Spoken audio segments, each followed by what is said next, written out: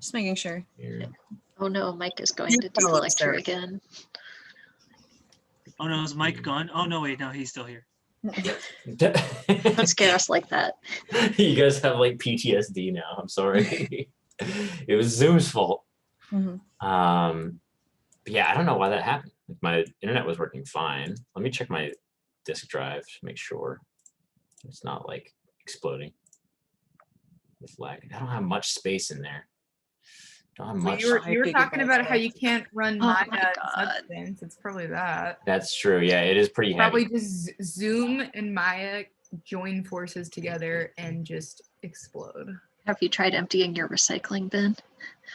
Yeah, I do it all the time. It's because I have to constantly delete like sculpts and then delete them again. Maybe disk defragment or disk cleanup. Yeah, true.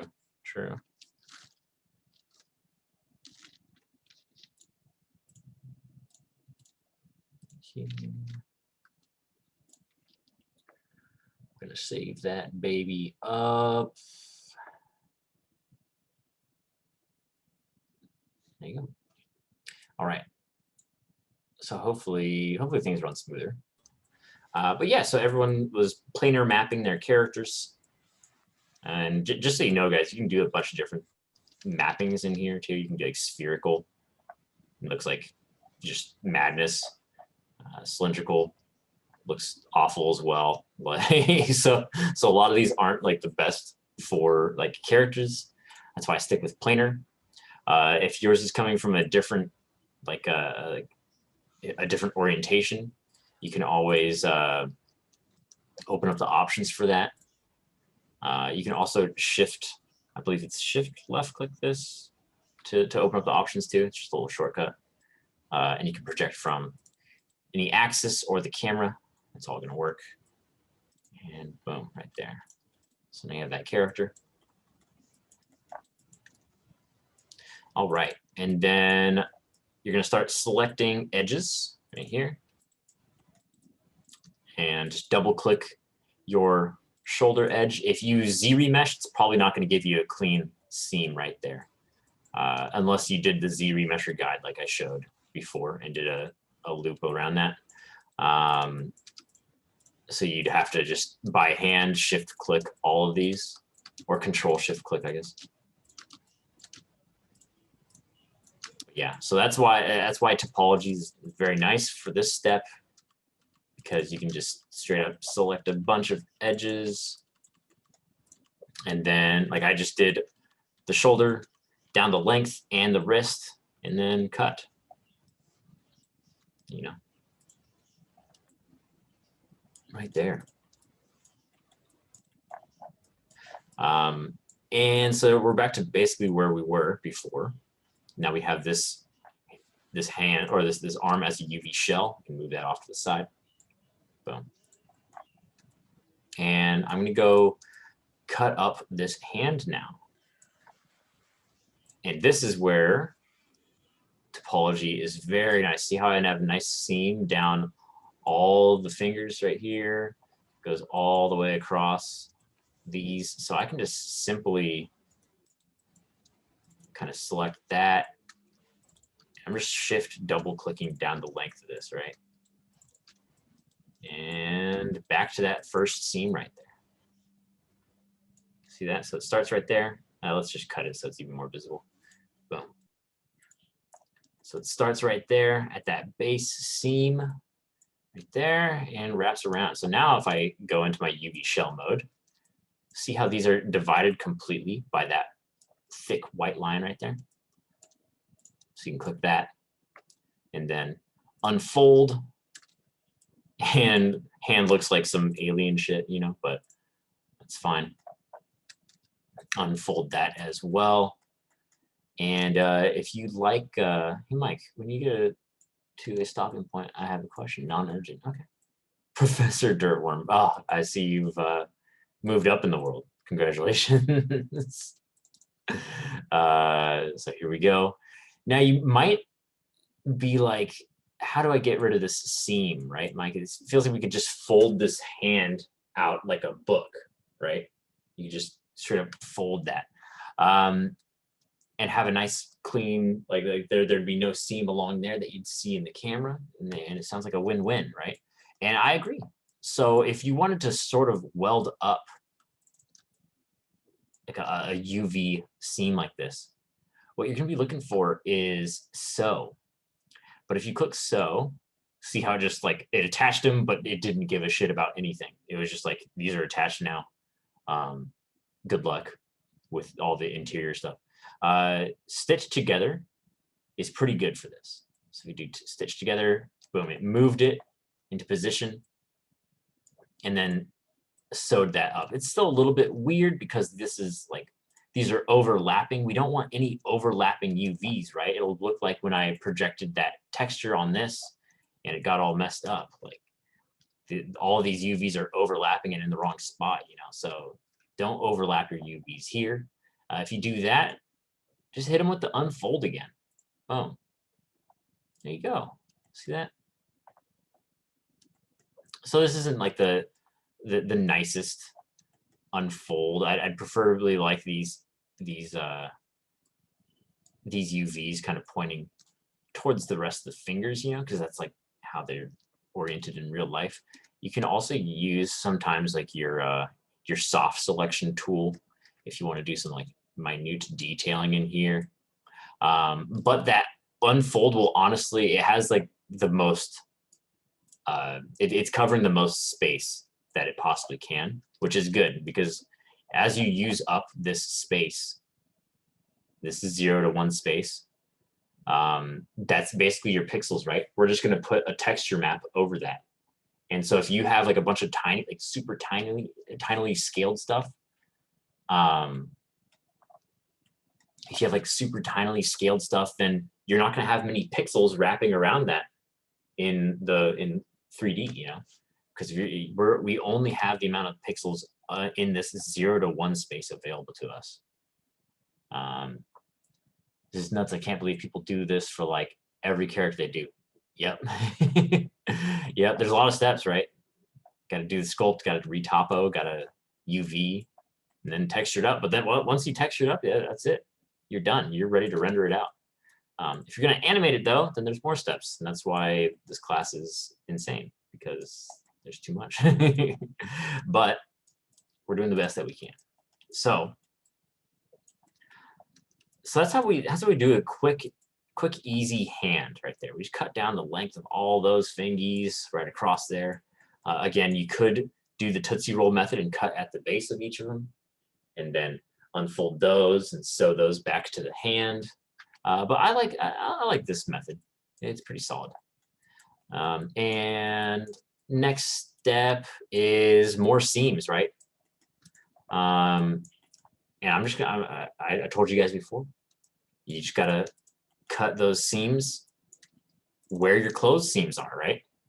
Remember, it's clothes seams, different materials, and points where it just didn't unfold well enough. Sometimes you'll do a cut and you're like, oh, this was genius. It'll unfold perfectly. And then like some part of it will look like really cramped. So you might have to just make some extra cuts in there, you know?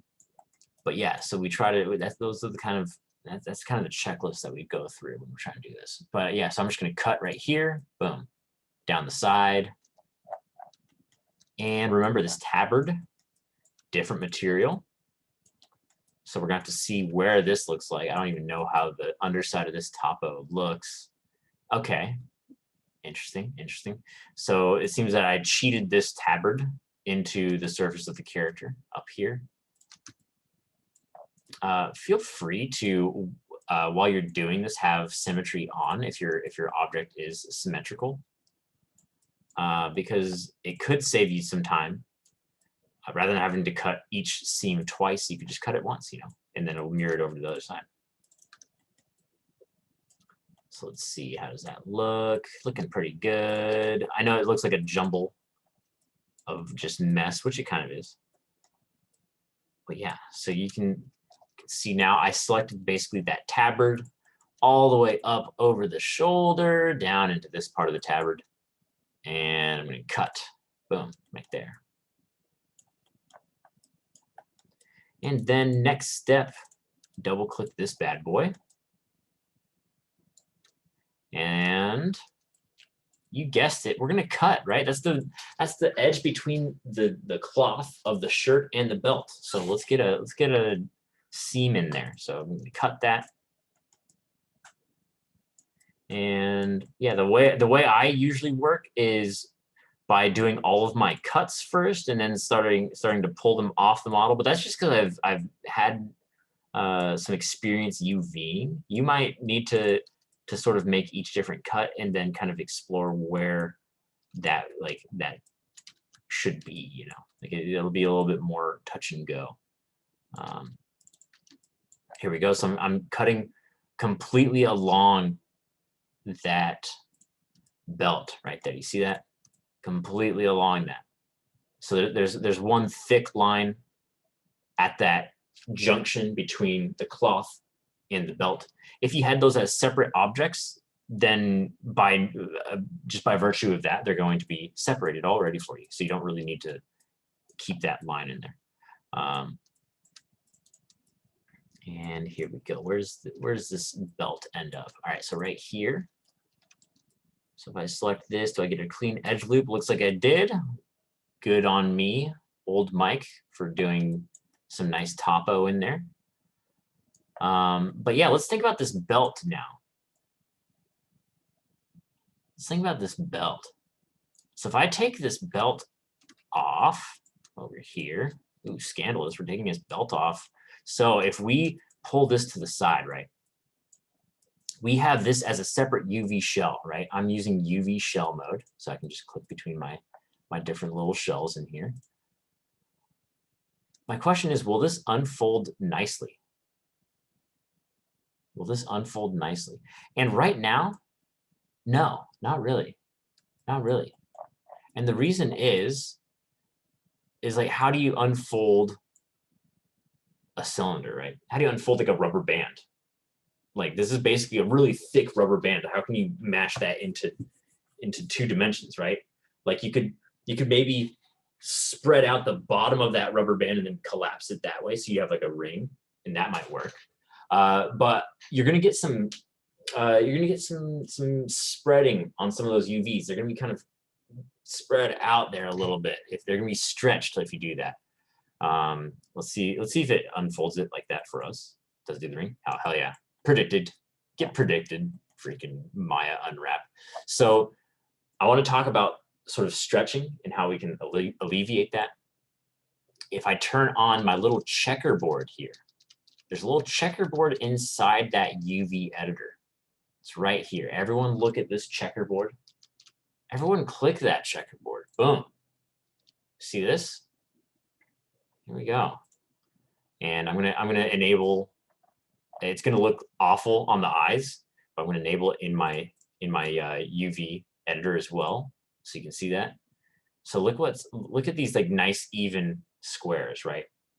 This is gonna allow us to see where things are getting stretched out and see where things are kind of not spaced properly, right? And it looks like madness right now, but if I zoom in and we don't worry about anything besides the belt, look at how stretched out some of these things are. Like that square has deformed a lot. It's more of a diamond shape now, if anything. This one looks kind of okay, but it's still, you can tell it's struggling in there. And how we can fix this, right? If I turn that off, because it's admittedly awful to look at. To sort of fix this, we need a seam across there. The answer is seams. So in order to properly hide this seam, I'm going to make it on this side of the belt, right? So on this front side of the belt, because it's sitting underneath that buckle, no one's going to know it's there. It's going to be our little secret. It's going to be our little secret, guys. So I'm going to get in real close, because this is going to take a lot of zooming in on y'all's parts. So I have this seam from the bottom of the belt.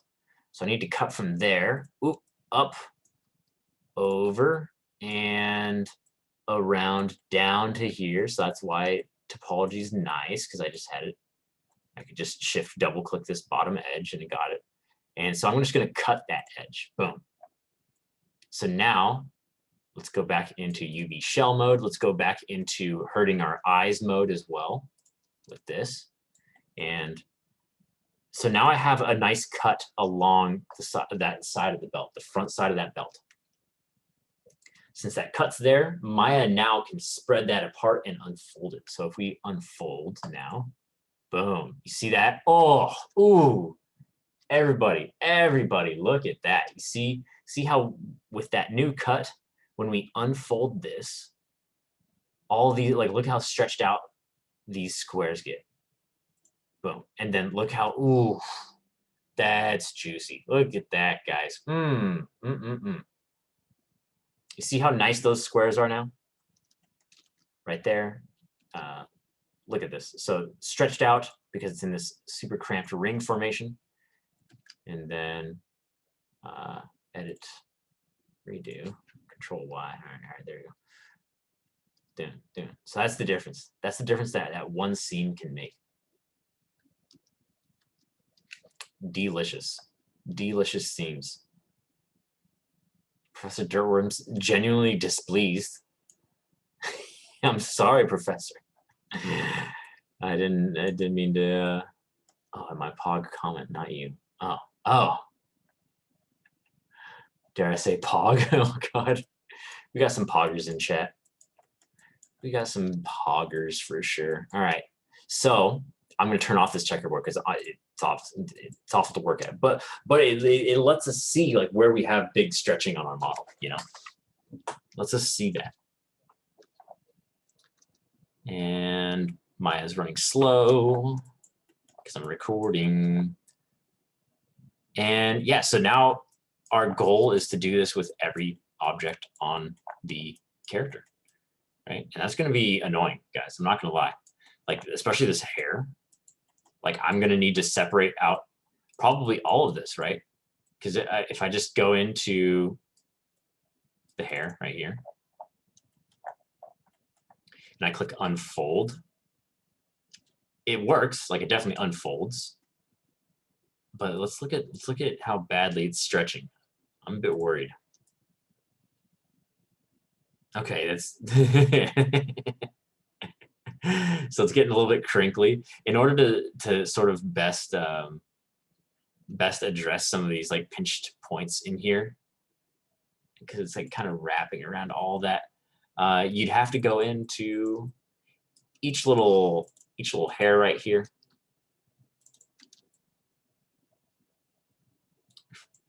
And sort of cut along that seam, right? So if I cut this, boom, right there. And let's turn off square mode because it's awful to look at. Right here, I'm just cutting off this sort of top layer in here. You don't need that on the same one as the rest of the hair. You know, there's a natural seam in there.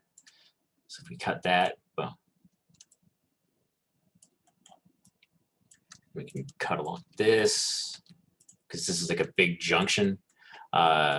Usually at like 90-degree turns, they always say at like 90-degree turns, you're gonna want to have a seam as well. I'm seeing a lot of those in here.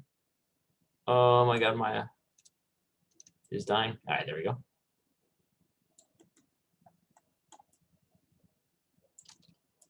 And there we go. Back down to this part.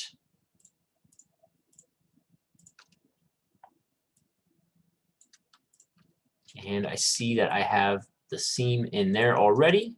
So I'm linked back up there. And cut. There we go. So now we have UV shell. Oops. So UV shell. So I made a bunch of those cuts, but somewhere along there, there's still one edge that's not cut. And I see it located. Get located, you fool. All right, so I just cut there.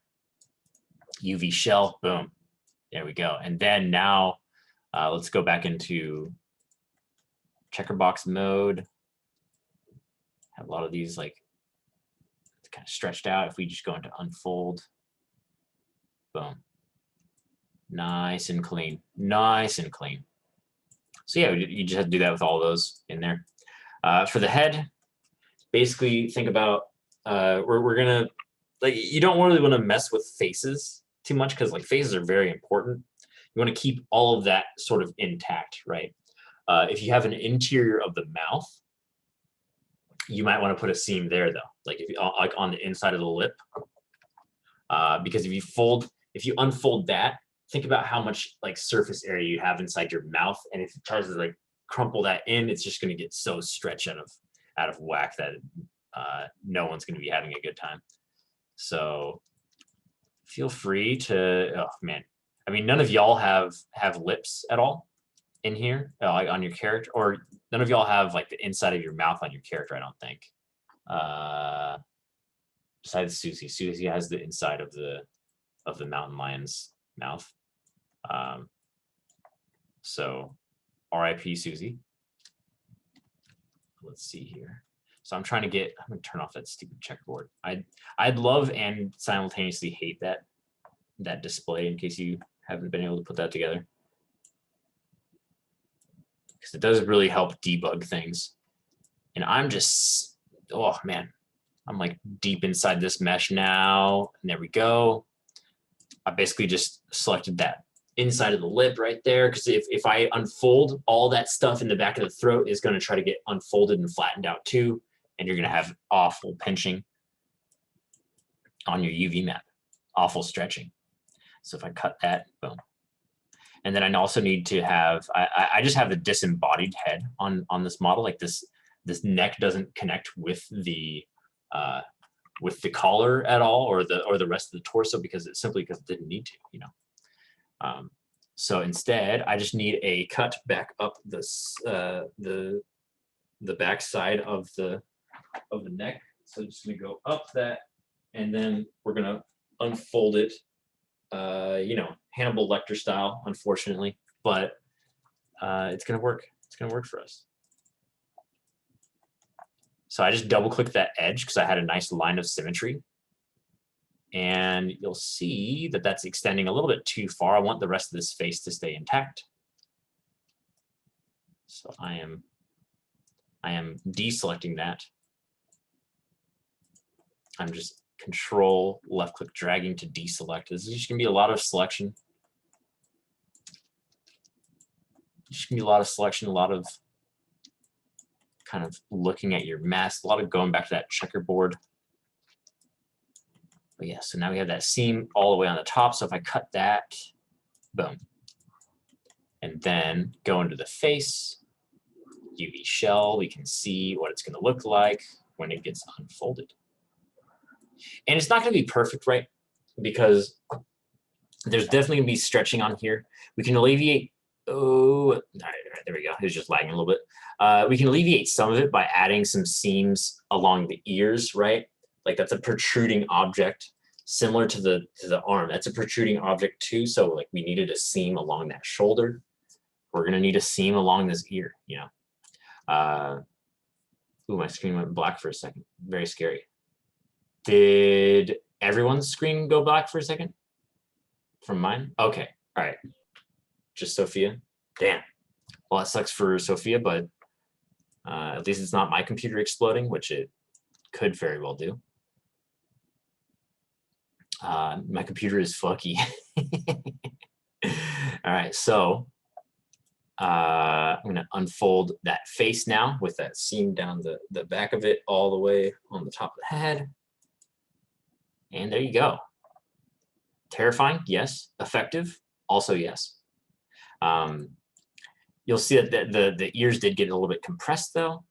So yeah, it might end up giving us a little bit of tension there. Let me expand this out. Oops. Oops. No. Sorry.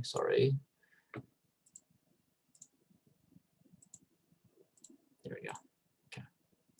There's some cool, where is it? UV distortion. So there's some cool shading in here. Let's turn off this. And like if you click these buttons, you can see which UVs are facing outward, they'll be blue. If they're flipped, like if I just flipped that face and was looking at the inside of it, you know, it'd be red, and that would let us know. There's also UV distortion in here. And so you can see if you mouse over it and look at the bottom left of your screen, it gives you a little tooltip of like what it does. It's like identify areas of the UV shell that are stretched, colored red, or compressed, colored blue. So you can see that I have a little bit of both in there, right? The nose got stretched, and then all this under the jaw that got compressed. It's nothing super awful right now. It's a little bit, but you can also see that in my hair, it's the same way. Those tips all got stretched out. So that's like what I'm saying when when we can add seams to sort of alleviate this. I'm gonna try to do that for the ear right now. So let's try to get these ears kind of chopped off because they're an extrusion. So I'm just selecting that ear, and I'm going to try to get the rest of this selected up. There we go. And I'm going to cut. Actually, let's turn this off for the time being. So I'm going to cut. Boom. The ears are now, sorry, I was looking for UV shell. There we go. The ears are now a separate shell. And if I turn this back on and then unfold that head again, it's going to alleviate some of the pressure there. See how when I unfold again where that seam was, it's like, oh, I can relax now and use some of that space to sort of to expand, right? And then the ears. So the ears have like two sides to them, right? It's kind of like this angled sort of piece right here. My methodology is going to be leave a seam, leave it intact along the back of it, and kind of just unfold it like a book.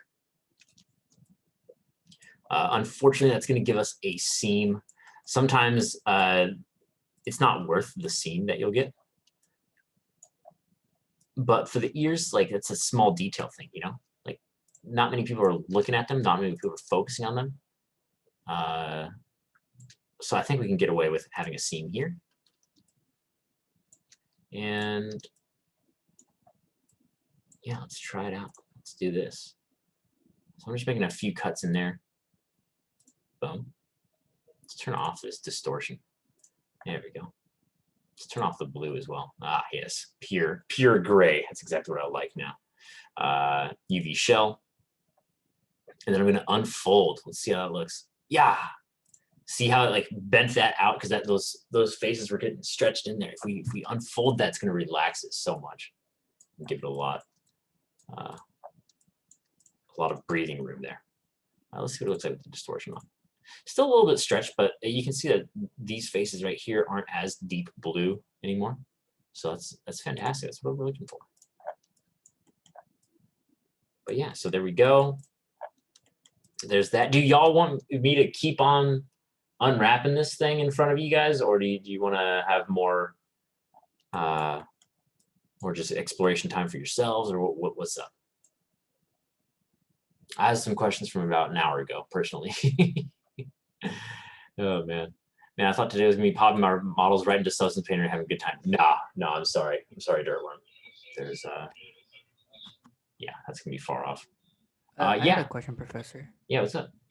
I'm cutting the seams and I'm trying to like unfold them, but they still stay attached to the whole shell for me.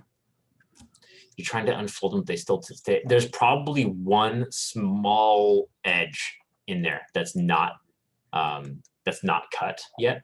So make sure you go hold right click in your UV editor. Okay. And UV shell, and click on that UV shell, and that'll tell you if it's a completely separate shell or not yet. Oh, and if it's red, it's not? Gotcha. Okay, thank you. Yep. How do I cut seams again? Do I just click cut? Yep. Select the edge that you want to cut, and you can cut anywhere, right? but you just gotta, like, why would I want this cut? You know, it's not gonna help me at all. So it's just gonna be kind of thinking of your clothing, thinking of the present wrapper as well. You know, like trying to, how would you unwrap that object to be completely planar? Again, another puzzle in modeling. I'm telling you guys, modeling is just mostly puzzle.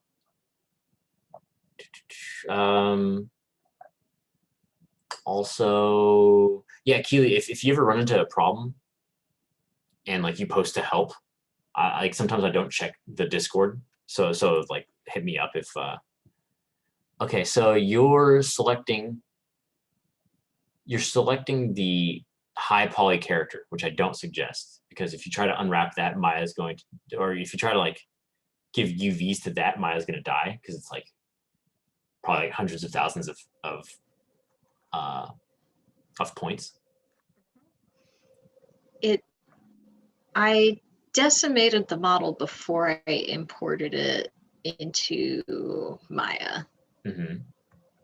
Do I need to do it again? Well, wait, what are your goals? Are you going to try to texture the high poly model? Do you recommend that? No, Can I I do don't. that? I don't recommend that at all, especially for decimation, I because don't really know what my goals are. Decimation is going to make all of your triangles get like just be it's going to be unfeasible to like select those, because decimate crunches down everything into awful like triangles that together they're going to be really annoying to select. If you're going to work on that, definitely go into ZBrush and use the Z remesher guide to like make some circles or make some lines across where these UV edges will be. And then when you Z remesh, give it like a threshold of like 3 or 5. That'll make it 3 or 5,000 polys, and then remesh that. So it's gonna go in and sort of follow along those guides, and turn up that curve strength to like 90. So then it will kind of conform to these, and then in Maya you'll have that, like you'll have quads because it's been Z remeshed, and you'll be able to just double click these edges that you put up in the in ZBrush, and then it'll unfold pretty nicely. Okay. These are squares. There's just a lot of them and they're very small. Oh, they're squares? Yeah. Oh. This is the so it's not remeshed decimated version. Okay, yeah. I guess not. Yeah, I would say go in and do Z remesh half, like, or like because it's still like way too high poly. Like if you're gonna try to animate that character and get that into a game engine, that's not gonna work. Like it's gonna be too high poly. Tragic. That's why retopo is a whole step. Mm-hmm. How can I make the retopology show? Tammy, like, can you only see your high poly? Yeah. But you're okay. So all right. Left click your high poly, Left click. Okay. and then so that should be highlighted green like this, right? It's blue. Okay, so hold right click and go into object mode. Right click. Uh-huh. And then you're gonna go to open up your channel box over here. Channel. Yeah. And down here in display layers, I'm gonna say that you should click this little button that is a little layer with an object on it. Or you can go to layers, and then it's basically create layer from selected right here. And it's under this button right here. Okay. Create layer from selected. And then with that, you'll see, so I just created a new layer with my low poly selected. So now if I press this little V, which stands for visibility, boom, it's gonna be on right here. See that? Click it. Okay. And then what should be left in your scene is your low poly. I Oh think. yeah. Okay. Yeah. Nice. Okay, cool. I imported the outfit and hair in like different time, so they are not showing in the UV editor. Oh yes, because it's separate objects, right? Yeah. Yeah. So it's going to be a little bit more annoying to work with, but so say I split mine up into a few different pieces, right? Like he originally had these. So what I would do is basically just select all those. I'm just doing Control Shift to add to selection.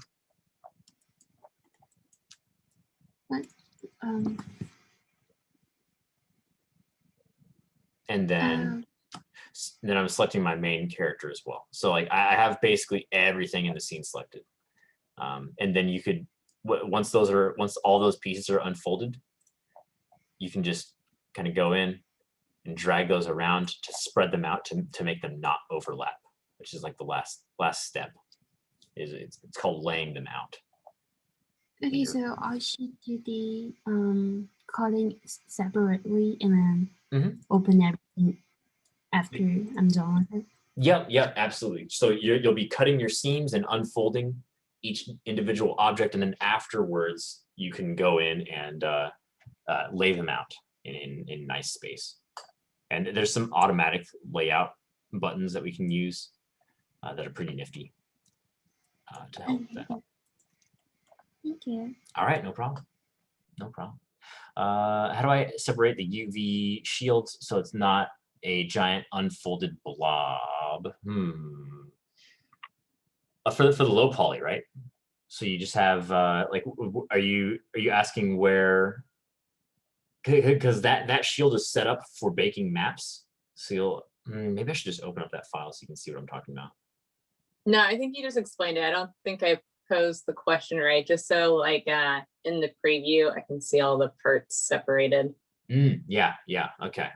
Yeah, so it's basically the same thing as what Tammy was wondering. Like I would go in, cut the seams for the metal rim. The rivets already have their seams. You just need to unfold those. And the main bulb, like the little blocking part, that's just going to unfold best by default. So yeah, it's just a matter of selecting everything, unfolding them, and then kind of laying them out nicely. So are we supposed to keep our high res poly in as well with the low poly? For UVing itself, or like for the project, or both. How about that? After if you're baking maps, then after you bake maps, then you don't need it anymore. You don't need it in that file. You'll notice that I sent for the shield, I sent the high poly and the low poly separately on Beachboard. So meaning that you don't need the high poly in the same scene. Basically, you'll just do all your UVing on the low poly, and then send that over to Substance. And then in Substance, that's where you tell it to look at the high poly and bake those maps out. Okay, because I deleted my high poly from my scene. It's saved in a different file, but I should bring it back then for later. Yeah. Okay. Yeah, you'd need that later, yeah. Okay. But like you already matched up the if you are going to bake maps, those parts where like the tooth didn't match up because it wasn't perfectly symmetrical, those parts aren't going to bake out properly. So just be aware of that. Gotcha. Okay, cool. But yeah, but by all means, it's not necessary that you bake out your maps. That's just kind of, if you're doing the shield along with me because you're behind, then absolutely do that. Because I want you to get a little bit of experience baking maps. But then baking map tutorials, that's kind of more for if you want to expand upon UV or upon 3D after the class, you know. For sure. Which I do suggest if you're looking to get into modeling. Very important stuff.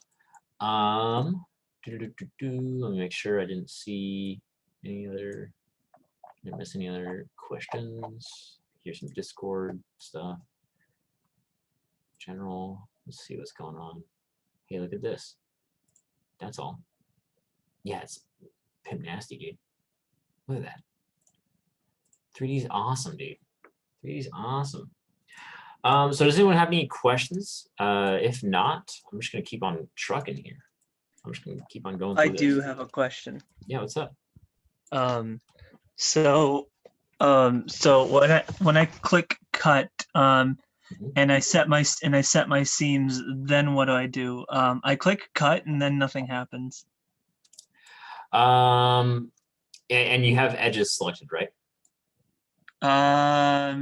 Yeah. I mean, was that an extra step? Because I just selected the seams on the edges. Yeah. Okay, I think so. So you're in edge mode like this. Like, see how when I'm going over things, it's highlighting them, like all the edges. So yeah, the workflow is select your edges, cut, and then once you have the proper cuts in place, go to UV shell, unfold. Oh, okay. Gotcha. Appreciate it. Thank you. No problem. No problem. You just need to make sure that you have the cuts in the right place. Right. Which is where the puzzle comes into it. And just think about your clothes. Think about where the seams are on that. Think about different materials. There's seams along those. And everything. All right, so I'm just gonna keep on trucking then. Y'all seem like you're either doing your own model and kind of exploring stuff or following along with this. So that's either one's fine with me. But yes, I'm just cutting those edges again. I already have a lot of my UV work done. Next up is legs, right? So legs, if you look at my pants, they've got a seam on the outside, seam on the inside. We can use that same sort of format in here. So I'm going to do a seam on the outside. And that double clicking that one kind of extended up too much. So I'm just going to go into wireframe mode. And we're going to find that edge that goes into the edge that goes into that belt down there. Sorry, being deep in these models can like get confusing sometimes. Oh my god. There we go. I'm going to be down here. Oh, press 4. There we go. So I'm going to first get this one down here just so I can see what's going on in my wireframe without going insane. I'm just going to cut right there. And then I'm just going to slowly select up this leg.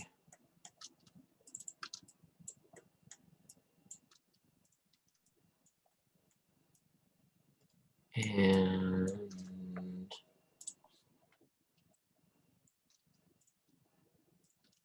going up to this top part right there, and then it folds back down. Boom.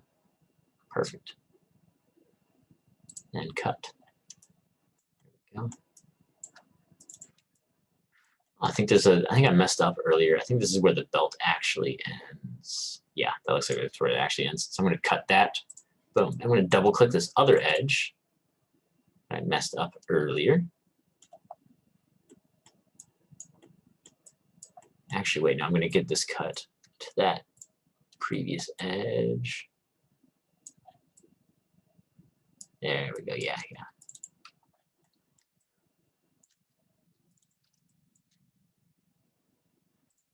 Cut.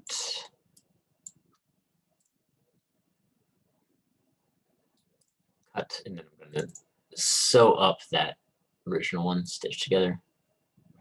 It's going to get a little bit wacky looking. And since it did that, I'm going to unfold again.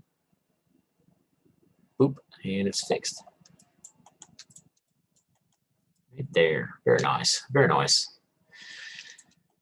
All right. So we had that outside seam. Let's do that inside seam as well.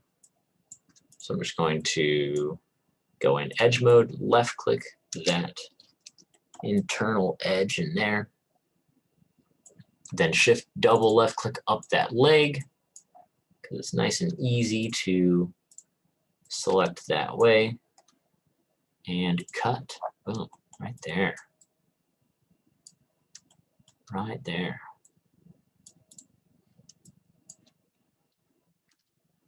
And I would unfold, but I still have this flap in here. We need to cut this flap off. It's a different material, right? It's also going at more than 90 degrees from like that original surface. So we're gonna need to cut around that thing.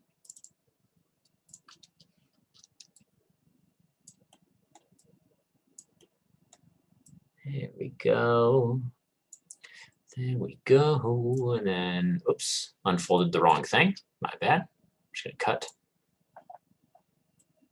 Gotta make sure this is a separate shell now. Hell yeah, it is. And then now we should be good to unfold these legs. Unfold them legs. Hell yeah.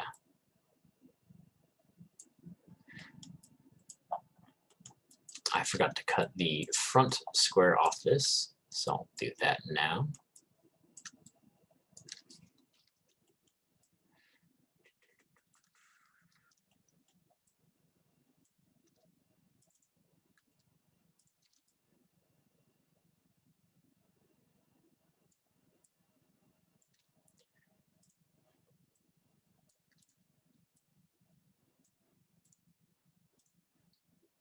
And unfold. Boom.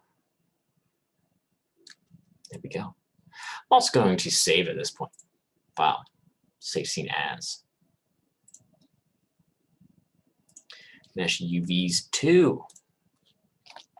Always save iteratively. Now there is another material right here. The regular boot and then the sort of elasticy sort of shape right there. It's going to need a cut around it.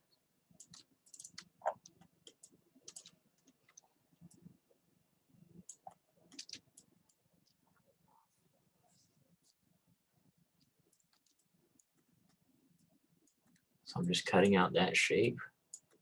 Simple as that.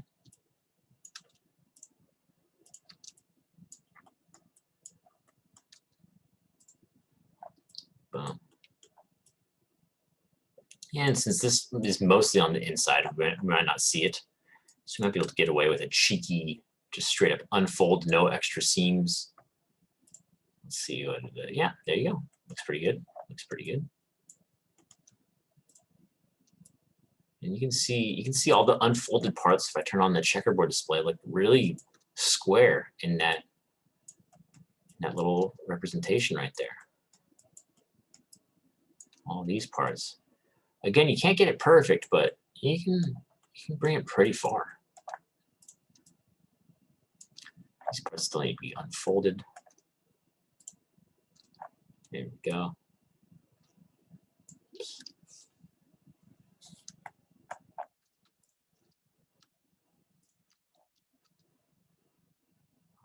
Unfold. There we go.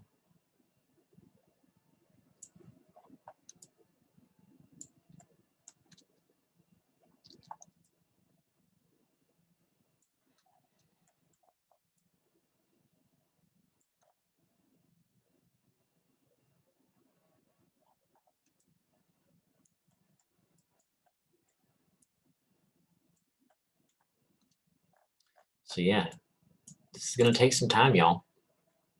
This is gonna take some time. If you're at this point in the class and you're expecting something to be nice and simple, I'm sorry.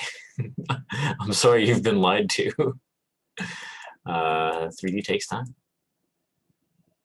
3D is going to be a little bit of a grind. But when you get that full character working in a scene, it's sick. Not much else like it. Where where was the auto aligning function? I finished unwrapping part of my mesh. I want to see Oh yeah, the yeah. amazing. Let's do it. 1 second. You're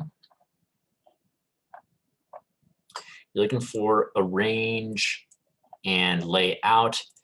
Sometimes if there's like an arm, like you see these arm. Oh man, there we go. They aren't perfectly symmetrical. If you see like something that you want to orient, you can kind of click these, and it will do its best to sort of align that to sort of a boxy shape. So yeah, try to do that first. Then you can also click all of your shells and click the layout button. You see how it just kind of packs that into that space right there? This little layout button right here. So that's really useful. It's not perfect though. Look at that. Like it's stacked up some of these shells, which is a big no-no. Let's see if clicking it again does anything. Let's go open the options and translate sound. Let's give a little bit more padding to this to these shells. Let's do like 20. Then click apply. See if that helps. No. Let's turn off symmetry. So I'm going to turn off symmetry first. That might be affecting some things. Let's do it again. No. Uniform. Yeah.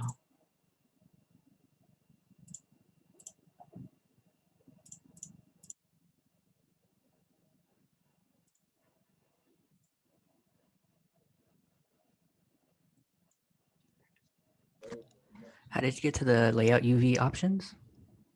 Yeah, I just selected shift or I pressed shift and then went to that arrange and layout. Okay.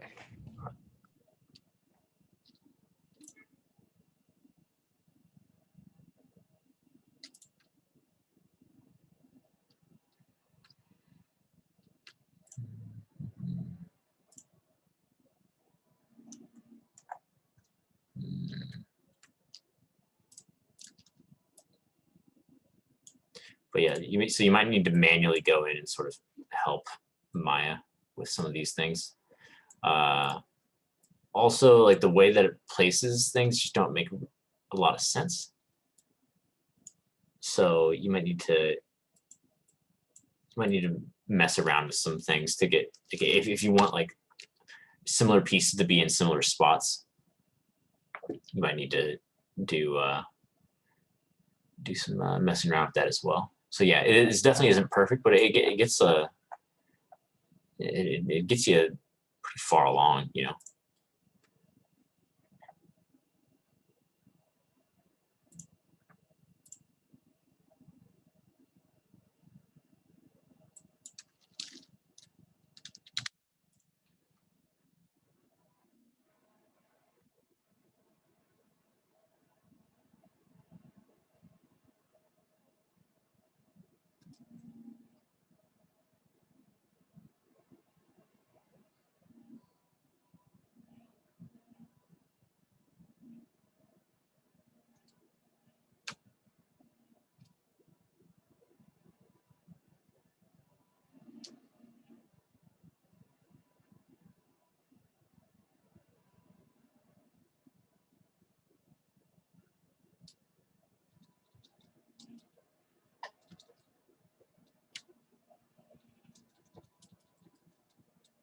One second, Maya is slowing down considerably. There we go.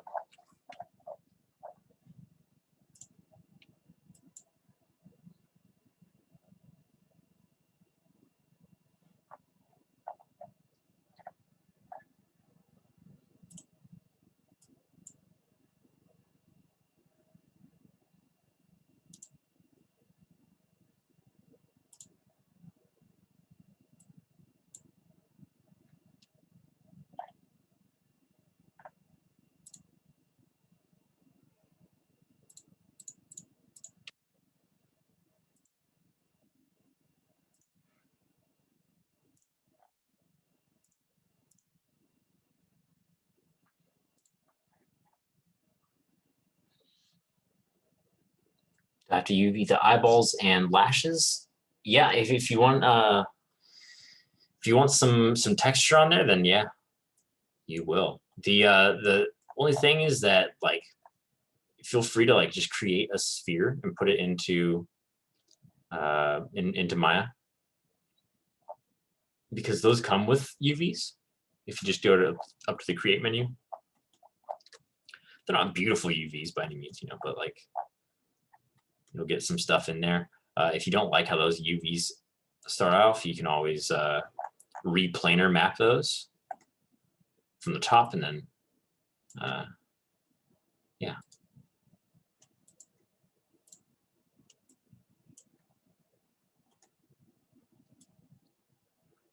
To get some nice texture on there.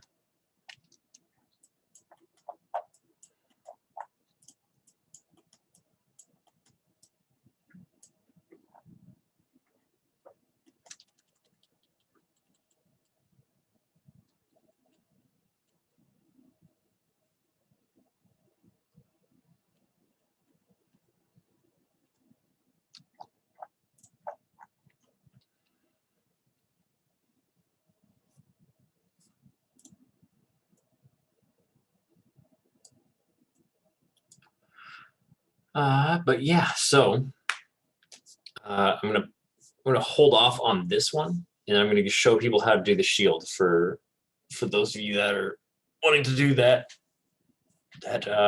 alternative project. So I'm going to save this scene. I'm gonna file open. Actually, I'm just gonna open up that FBX UVs start. Here we go.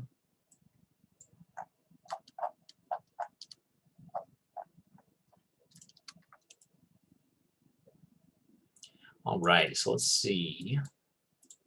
You'll see that when you open up that file, that I've separated it out into different objects. And once you're done UVing all these objects, you're going to click this top one in your outliner. And oops, something just closed. Hope it wasn't Zoom. All right, I think we're good. Once you get those all UV'd up, all these different chunks, you can just click this top layer and then File, Export Selection, and it will be dope. But yeah, don't mess with the names of any of these, because we need them to have specific names in order to in order for it to bake properly. It's going to look at the high poly names and the low poly names, and they have to have this underscore low and underscore high. Quick question after you're done with the shield. Yeah, we'll do. So for the shield, if we just immediately go into our UVs, everything's UV mapped purposely from the side, simply because I need you guys to know how to create new UVs. So if you go into your create menu, you're gonna be looking for planar. If you click it, nothing different happens, because it's still projecting it from that side axis. I'm gonna go in, I'm gonna set up my preferences to, oh man, it is meter. Oh, what the hell? Well, that's unfortunate. What? I pressed planar and then my shield disappeared. Sorry, 1 second. The shield disappeared. Press F to focus. Is it still there? It's not in the UV editor window. Do you have it selected as an object? So like right now, look how I click off of it, and then it's no longer in the UV editor. I need to click on these different objects, and you see that they pop up in there. Okay, I think I got it. Oh yeah. So I'm going to click on this top one, and let's see if we can planar map this bad boy. So it says it only works on polygonal faces, meaning that we have to select the object first. I like to go into object mode to do this. And then if we go to create menu and the options for planar, we can just do y-axis, or we can move our camera above it and do a camera-based projection. And you'll see, boom, there you go. So now we have the shield in there, right? But like I said before, we have a lot of overlapping UVs in here. This isn't going to work for us. We need this to be a little bit cleaner. We need all these laid out into different space in here. So our first step is, I always like to just drag to the side. For these, like a simpler shape like this, we can definitely just manually drag these around to exactly where we want. But we first need to unfold this outer rim of the shield. Notice how it's like tearing over here. It's because we haven't actually unfolded it yet. Same for this. We need to undo the stretching around here by unfolding.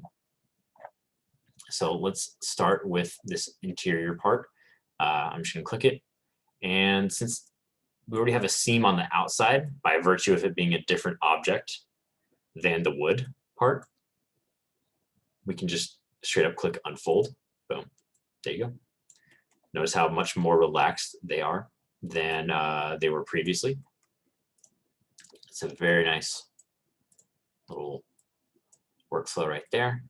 And then next, I'm going to select the rivets and unfold those as well. They're not going to change that much, but you see that they change a little bit. Next step is I'm going to cut a seam along this shield, right? We're going to run into that same problem with the belt where it's going to have some stretching if we don't do this. I'm going to turn the symmetry off because I don't quite need that. Because this is like an abnormal shield. It's not the same on both sides. So what we can do is just click one of those edges. Unfortunately, we're going to get a seam in here, but we can fight that in Substance Painter. We can fix that. And then we go into UV shell again, and if we unfold, boom, we got a super long metal shape right here. So it's basically been unfolded completely right here. It's too long to fit into UV space though. Like what the fuck? Like we clearly need to scale everything down a little bit, but even still, like there's not enough space in here. So what we need to do is cut this again. Boom. So I'm doing a cut on the top and then a cut on the bottom as well. Right here. And I'm going to cut that again. So now you can see, there we go. With it in two chunks, we can actually fit it into this 0 to 1 space. Everything needs to end up in that 0 to 1, guys. Remember that? Like it's gotta end up in this where we're gonna put the texture eventually, right? So it's gonna take a little bit of moving around, and then we're gonna need to scale it in as well. I like to scale everything uniformly if I'm scaling, because that way I know something is not getting more resolution than others. Sometimes you will scale down objects separately from the face because the face needs a lot of detail to like really sell, you know? So sometimes we will artificially like scale up the head in UV space. So it'll have a few more pixels to work with compared to the other objects. I'm going to move these rivets out of the way, move this out of the way. And I'm going to unfold these two just to make sure that they're working properly. And then we have to play the little Tetris game of how do we fit this into space, right? The rivets, no problem. That'll be pretty easy. We'll just be able to sort of click these, line them up, put them in a little bit of a nice geometric little alignment in here. Nothing too complicated.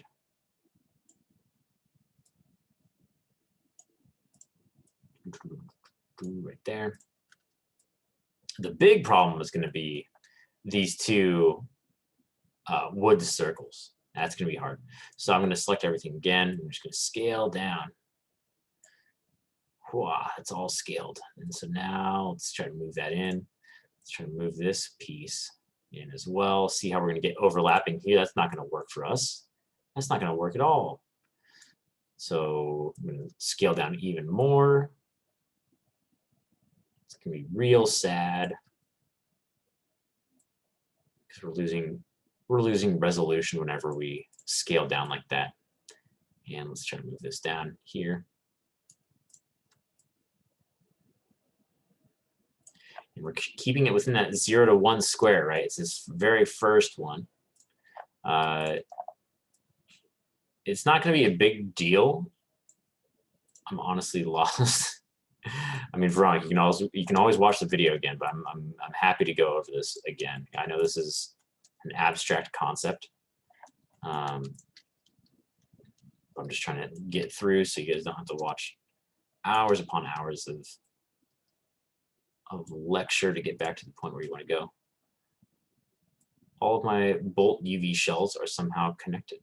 Oh.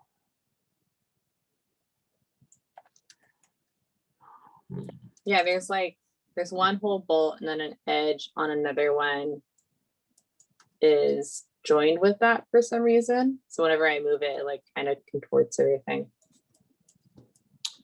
I don't know what's happening there. You might have to share your screen in a second once I wrap this up so I can help you out, and then I'll hop over to Tammy's, then I'll hop back to wherever Veronica is in the process. But yes, I'm just laying these out here.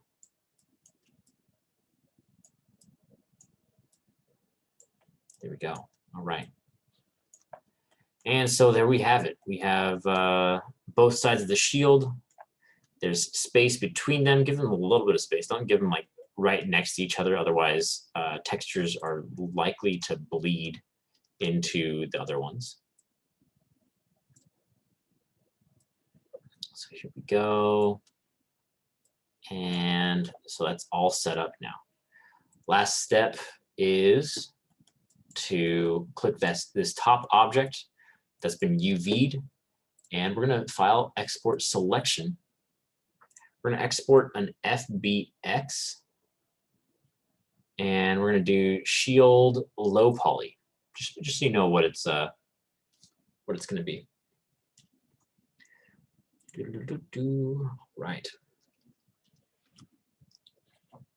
So export selection. Make sure when you're exporting that you select that top group in the outliner.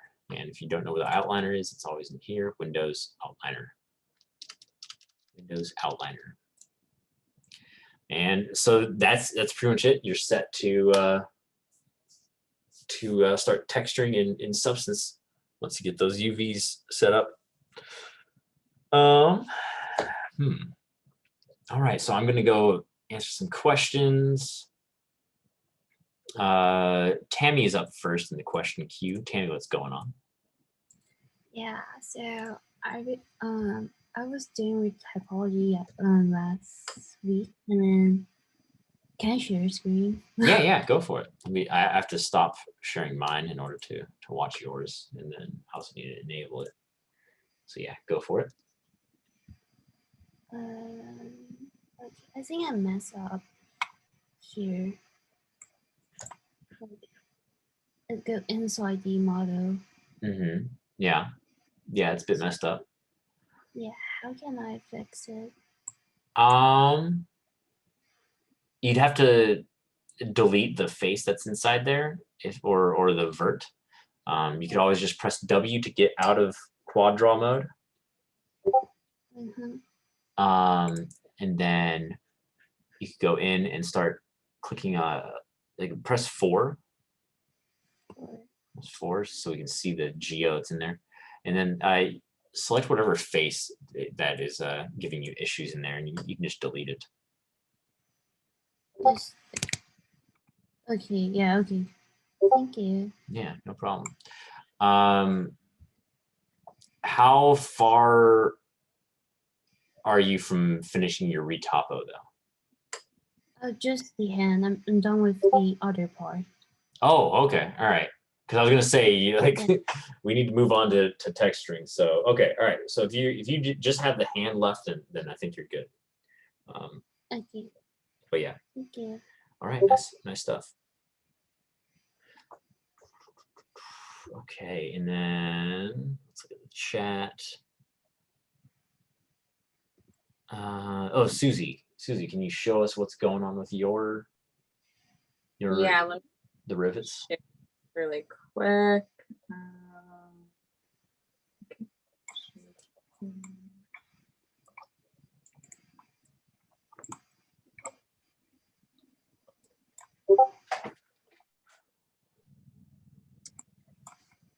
So whenever I try to move one, oh, it's these big ones.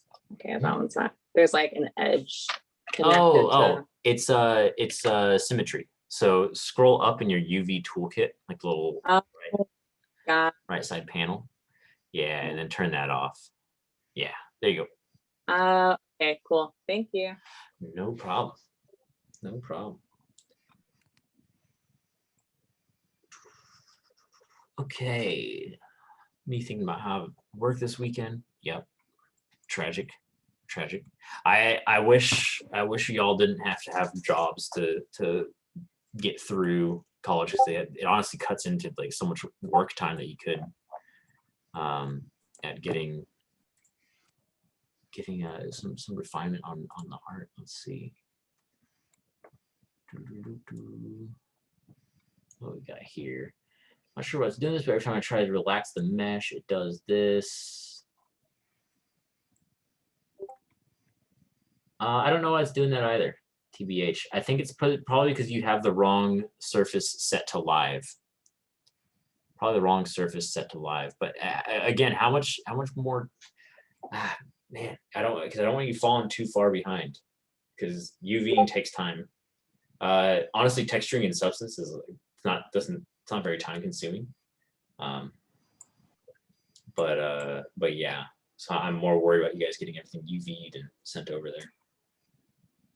But yeah, you probably have the wrong high poly set to live. So just click the magnet at the top to make it not blue anymore, and then select the surface that you're trying to retopologize. And yeah. I'm trying to remesh my remesher guided model in ZBrush, and it's giving me remeshing error. Yeah, so it's probably, do you have a ZRemesher guide that goes along the past the line of symmetry? I have a couple that are on the line of symmetry. Try holding Alt and then dragging through those to delete those. And then that's what that does. And then bring them as close as possible to that line of symmetry, but like not going past it, because I've noticed that it does error out if that happens. You know what else is annoying? I've got like this triangle shaped head is so cool, but I don't know how to like draw shapes on it. Mm-hmm. Let's see here.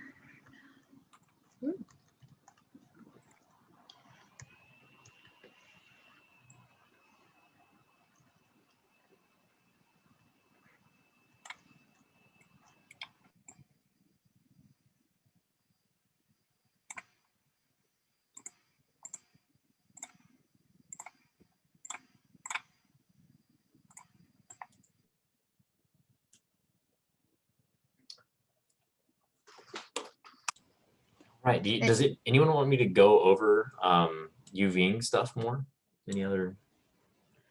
I mean, I'll definitely watch the recording, Mike, just because I find it easier for me to just sit and watch you, and then I always rewatch the recording afterwards. Yeah. Because I don't want to scramble through the UI and then get lost halfway and then have you repo. Yeah.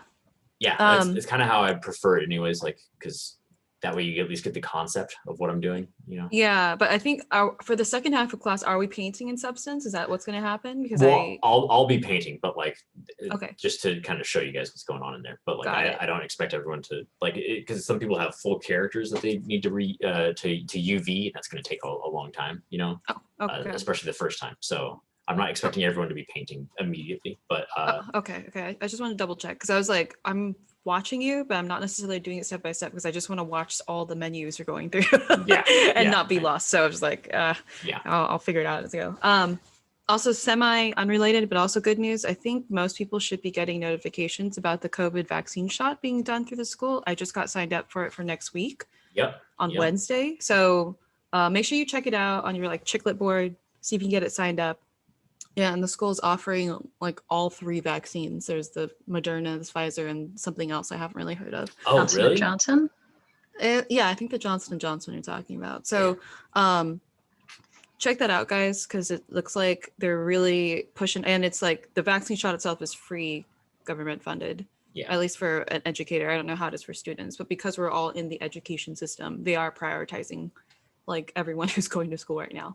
So that's actually some really good news. So I just wanted to like share that because I got the notification and I was just like, oh, I'll sign up for it. Just don't leave that window open for too long because you'll lose your appointment spot after 15 minutes have elapsed. Mhm. I was like in the middle of doing something and then it just expired and like, okay. Yeah. So Yeah. yeah. Definitely sign up for that, y'all. When I go Yeah. back to campus. It'd be Yeah, nice. same. I'm going back next week just to go do that. So I'm glad they're. Oh, you get the opportunity. So you're only like a week out when you get the email. well, that's just what they had available online. So if you just once you get the notification, they'll tell you like here are the appointments available, and it's not being offered at the student center. It's actually being offered at the parking lot. So I suspect it's gonna be like a drive-through. They give you the shot, and then you sign up for your second shot. And the Pfizer one is a shorter window than the Moderna. So Pfizer is after 2 weeks you get into the second shot. Moderna I think is 3 weeks. So. Right. I'm glad that they're moving through to professors now because that means students are getting closer. Very, very close behind. So it's good. But yeah, so just to give you guys a heads Nice. up that there's good news on the horizon. Congratulations. Thank God. I'm hyped. I'm super hyped. Oh, okay. It's gonna be so sweet not being scared of everything. It's gonna be amazing. But yeah, so definitely sign up for that. Definitely get on that. Unless you have some sort of pre-existing condition that doesn't let you. Like my roommate reacts terribly to shots, so she can't get it, unfortunately. That's what herd immunity is for, you know? Because if we all get the shot, then my roommate's protected. So yeah, it's gonna be super sick. Yeah, so it is 6:15.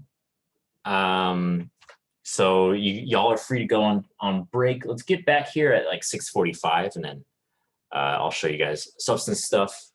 I don't expect you guys to like be following along with me. Shield people can probably follow along with me if you get that UV'd up. If you guys want, I can go over that again when we get back.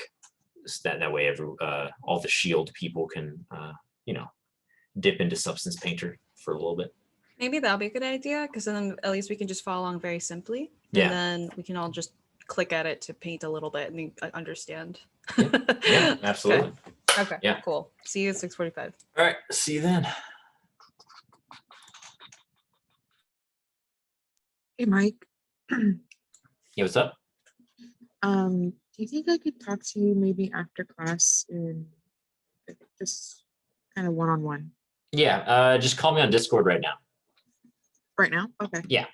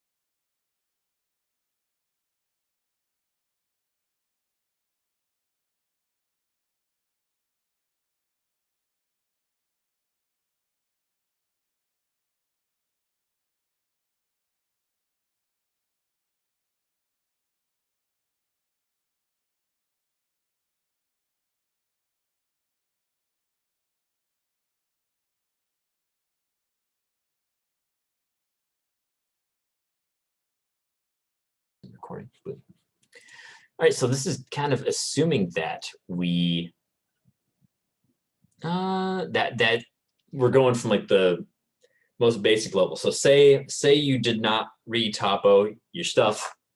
Say you it's just still existing as a ZBrush sculpt. We can still turn that in. We can still turn that in. All right. I recommend if you're that far behind that you do the shield for texturing. It'll be a lot faster, and you know you'll still gain skills from it. You'll know how UVs work conceptually. But yeah, so for instance, this guy has hide. There we go. So say like you just have this character in here, and basically what we're going to do is export this character into Maya and just render it out. You know, that's all I want to see. I want to make sure that you were sculpting in ZBrush, making a character. So I'm going to do a quick little merge visible when you have everything visible that you want to render out. So merge visible, and that's going to make a new tool. It'll be called merged underscore rat, or whatever you named it, rat fresh scene in this case. And I'm just going to click export. It's a lot of polys, you know, so if you want to decimate first, then feel free, but we're just going to be rendering it. We're not going to like be selecting it or anything. We're just going to be straight up rendering it. I'm going to do rat render. Let's put it in the correct folder as well. Put this into Art 426 spring scenes. Rat render. We can do OBJ. We can do FBX as well. And I'll do an FBX. So I'll do rat render this. And this little, when you export as FBX, you get a couple little cool things. I like to smooth out the normals because otherwise it's going to come in with hard normals. But that's pretty much it. Everything else, just leave it the same as here. And okay. It's writing that file.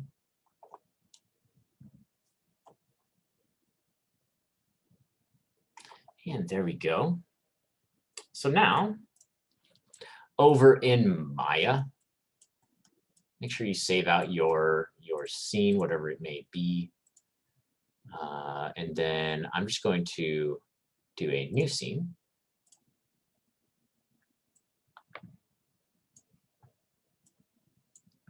And we don't need the UV editor for this. It'll just be the same thing that we did with that ZBrush mini sculpt, or that little head that we did at the beginning of ZBrush. We're just going to File, and then Import. I'm going to navigate to that course materials, Art 426 Spring, Scenes, and it's looking for OBJs. Remember, we exported an FBX though, so make sure you have files of type FBX, and then rat render. That's the one. Import that bad boy. Boom. There you go. There we go. So then we need to just render it out, right? And we're going to do the classic Arnold render. Remember, we've already done this once. So first step, put in a light. We can use any of these lights, really. But I like area light or sky dome light. Those are both nice. And remember this little angle that's poking out of it, that's where that light is pointing. So we need to point that at our character. And go into the attributes, crank up the exposure. I like to start with like a baseline of like 10. It's probably gonna need to drag that down. So we can start opening up Arnold. We can open up Arnold render view. At this point, I don't need ZBrush open anymore. So I'm simply going to close it to save on processing power, because Arnold will eat up a lot of that. It's going to eat up a lot of that. So if I press play, then we can start to see how this looks. It's getting rendered. And you'll notice some weird stuff going on there. Let's check out the materials on this, right? So this is our exported object. I want to assign material attributes. Yeah, so that's like the ZBrush shader. It comes in really weirdly shiny. So I want to go into assignment new material.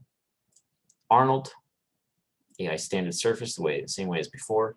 And there we go. So it's being completely blown out. Let's crank down that exposure. Let's crank that exposure down a little bit. Just a little bit.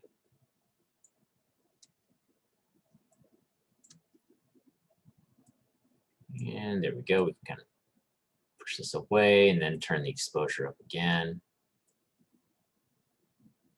So we get an effect that we want.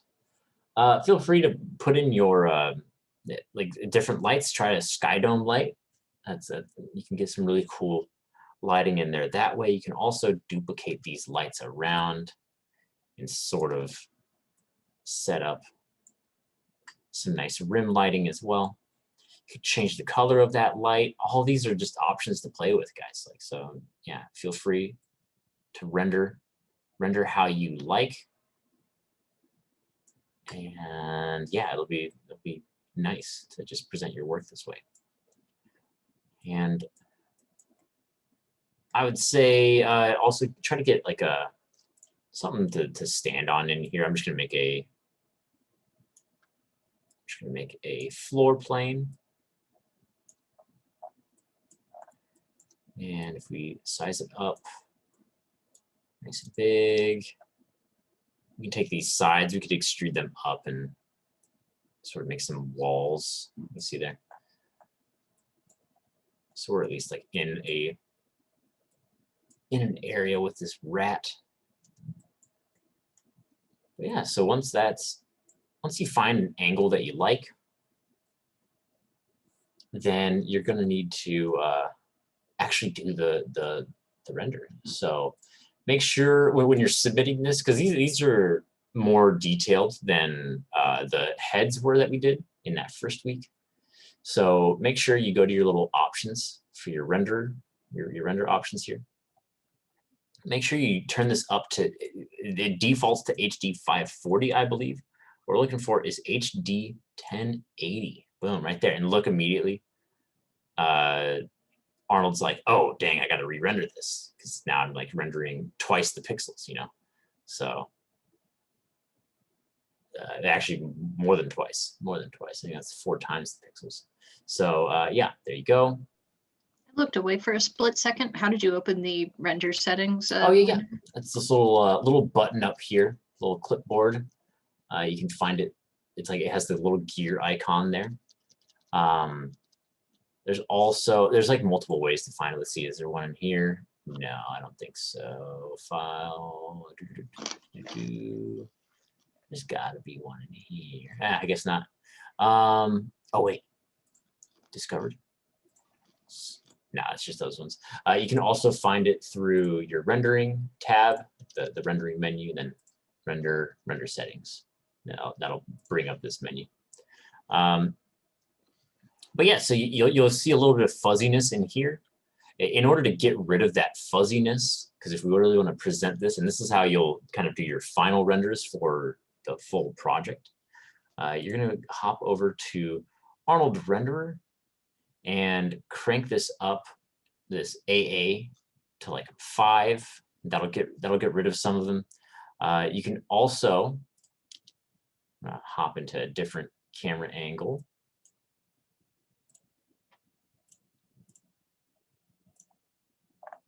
You can also select some of those lights. Oops.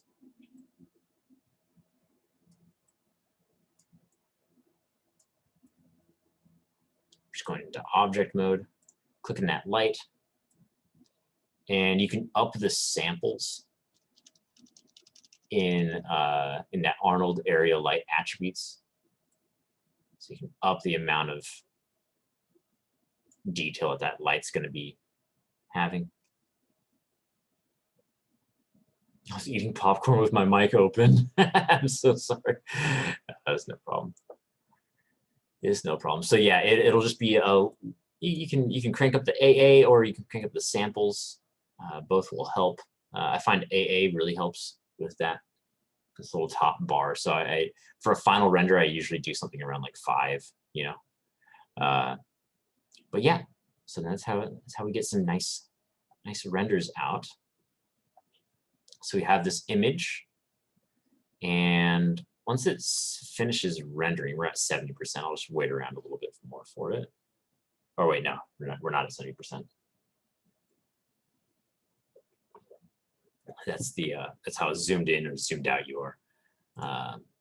You can go to save image, and it will save that image out as whatever format you have in your common settings. I think it defaults to EXR, which has like a lot of detail. So it also embeds the color profile, because sometimes if you save out as like a PNG, it might look darker in that PNG because you didn't save it with that color profile. Just a nice, fun little gotcha from Maya, a classic for sure. But yeah, so then finish rendering out this and just save that image out and then drop that into the Dropbox for it. Question. When we do our renders, do we have to have our characters in poses, or do we just post our renders like that and just that stationary pose? Like this is fine. Yeah, this is completely fine. Just the default pose. Okay. Where do we go to add like textures to the model again? Or surface? Well, what do you mean? Because we're doing texturing and substance later. This is just supposed to be not textures. I think you're just talking about the material. Yeah. Oh, material color. Okay, yeah. So if you want to change the material color, left click the object, hold right click, go to material attributes, and that'll pop up in your attribute editor, so you can really change around stuff in there. Thanks. Like if I make it lighter, I can change the color to something gray, maybe a bit blue, you know. If you don't like how shiny it is, you can always crank up on that roughness. So now this is a completely unshiny rat. But yeah. So that's the process. So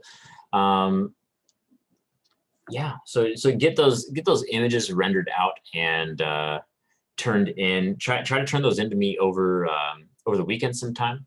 But like, if you don't want to mess around with that and you have retopoed it, you can send me like the low poly. Unfortunately, it's hard to send high poly stuff, so that's why I want you guys to be comfortable with rendering, so you can just render out this image and show me what you've done, you know.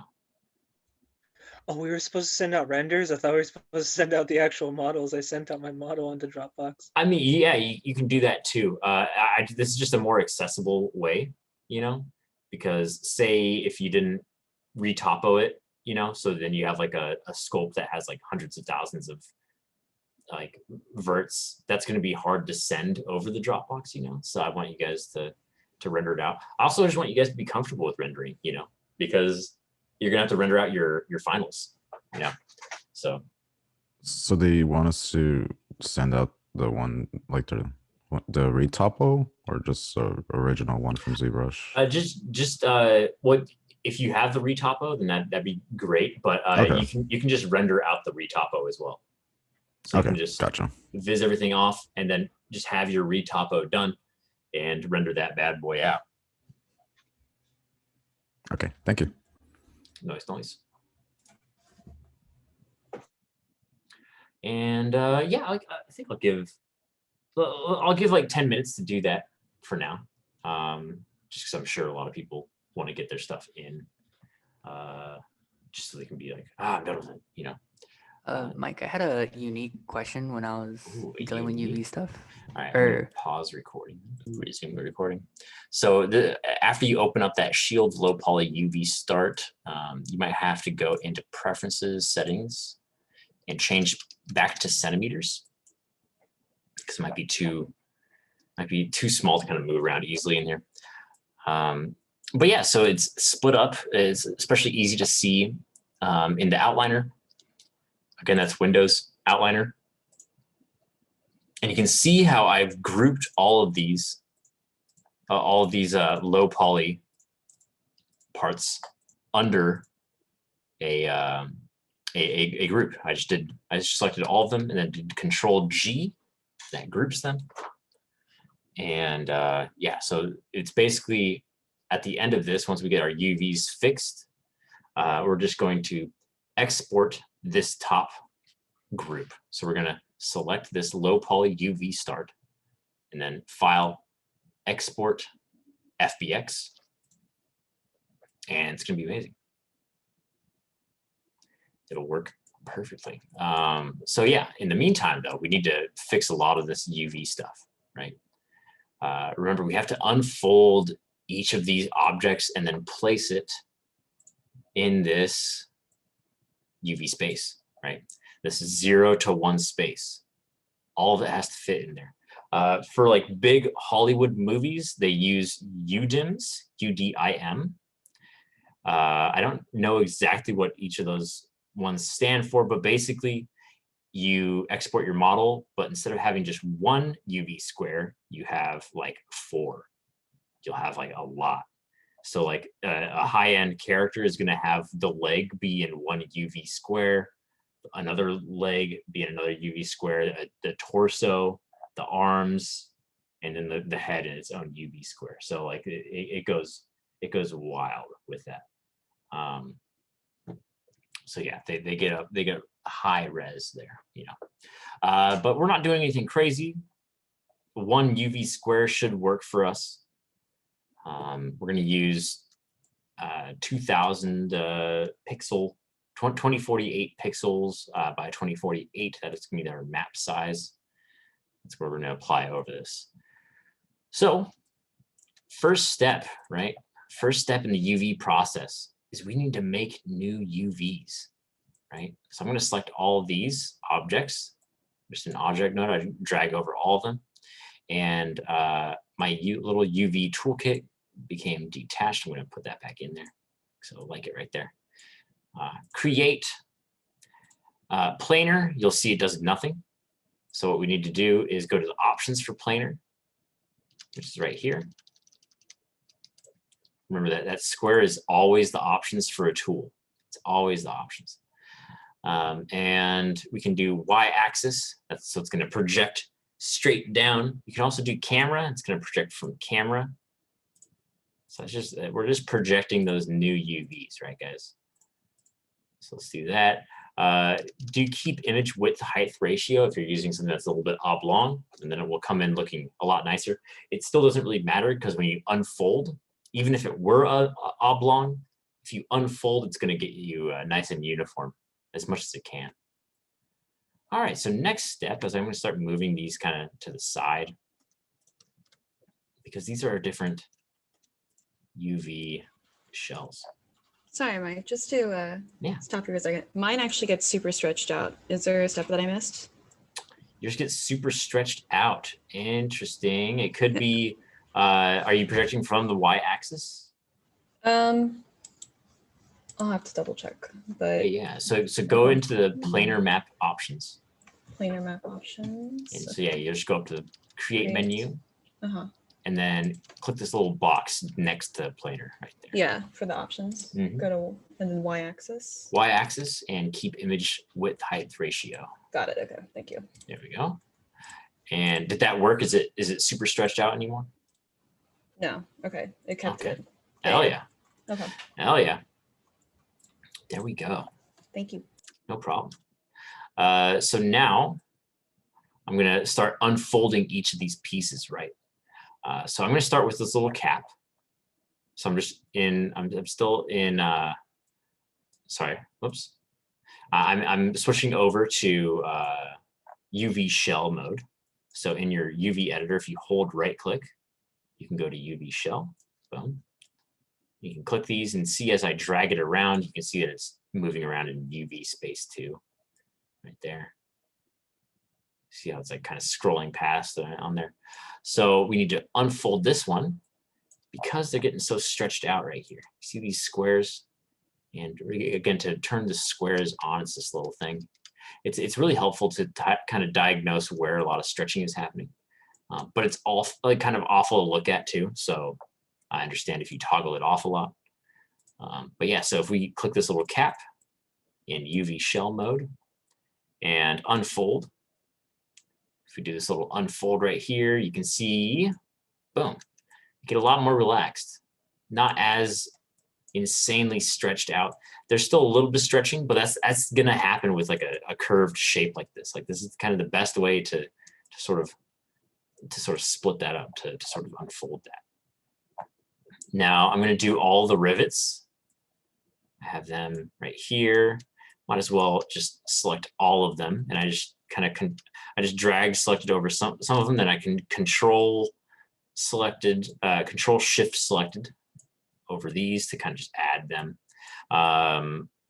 Susie was having an issue with symmetry before, so I recommend y'all turn off symmetry for this, because we don't need symmetry on for this. We're just kind of selecting these different UV shells. And so once you have all those selected, you can just hit those with an unfold as well. Boom. You'll see that they become a bit more evenly spaced. And the last piece that we need to unfold is this shield, like the rim of the shield. So what we can do is, if we unfold it right now, it's going to give us a big ring, which is, it's not the worst, but like you can see there's a good amount of stretching on the back. You get this kind of ripply sort of look. We can alleviate that by going in and selecting some edges on this right here and there. I'm just selecting that top and bottom, or I suppose this the top and bottom right here. So top and bottom. I'm just double clicking those edges right there, and it'll select the whole edge loop, and I can cut there. You'll see that becomes thicker because I put a cut in there. And if I click the UV shells now and unfold, boom, I get two long strips of this metal shield. I'm going to scale everything down though, because I need this to get like pretty small to start fitting into that UV space. And so with that, I'm just going to start dragging these in to where they should go. Let's leave the rivets out separately. I'm mostly concerned with these big circle pieces. Oh, we're like almost there. We're just going to need to scale down a little bit more. So I'm selecting everything, and I'm pushing that into space. I'm going to drag these over here, over here. There we go. So that's now fitting in there. We can put the rest of our stuff in here. And the rivets don't matter too much. Just make sure we're not overlapping with anything. We don't want this to like drift into anything else. We can just keep these separate.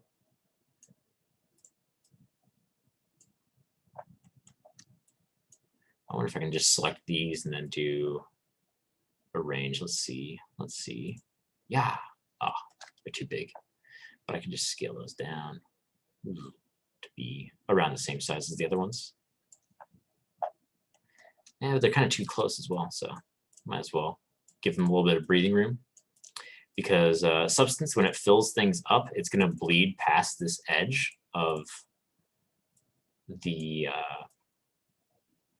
it's going to bleed past the edge of each of these different UV shells, just to make sure that it fills them up. And so you want to give them a little bit of breathing room there. There we go.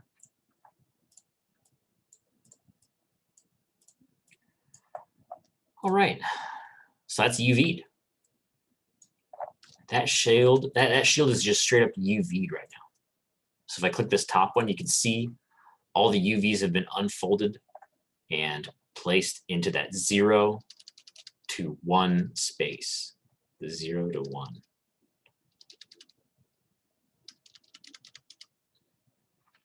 All right.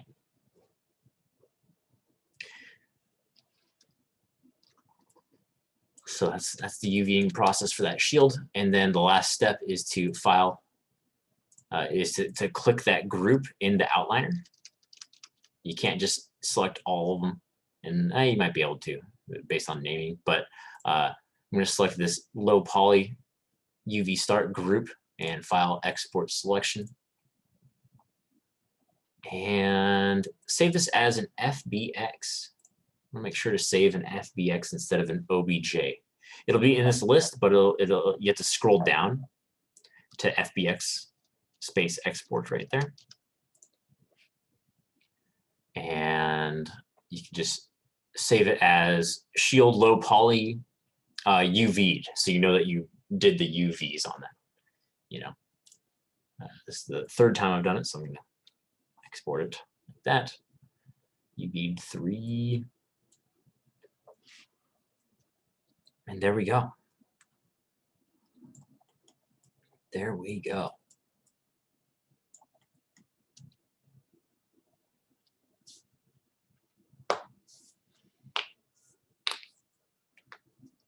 All right, so it's about time. It's about time that we did a little bit of substance, all right? And I'm going to send around a video that is amazing for substance. Absolutely amazing. Let's see, substance, painter, flipped normals.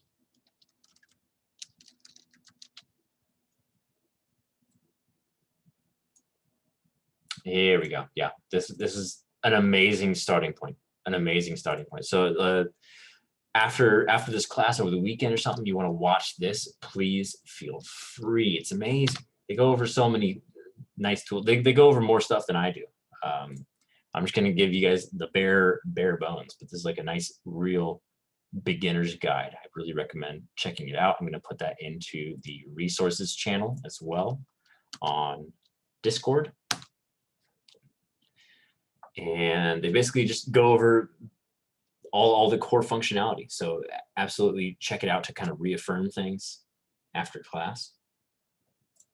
And I'm gonna launch up some Substance Painter. Does anyone have any questions about the shield UVs before we leave Maya? Just out of curiosity, why would you only put it within one square and arrange like that? Yeah. So if basically this UV space sort of tiles, right? So as you get to from 0 to 1, if you go past 1, since this UV space tiles, you're going to see that same object, right? So if I see. Okay. So if you go right here, if you moved this over here, right? When that space tiles and you have the texture for these rivets show up, it's going to get plastered over the side of this. I see. Okay, it's going to overlap each other. Yeah, because they overlap there. So it's yeah. Oh, go on. It's just to prevent overlapping is basically what it is. Okay. And when you are scaling it to make it fit the original source tile, does it matter? Like, do you have to scale them all at the same ratio, or is it just to make it fit? I like to do it at the same ratio, simply to get it to be more conformed.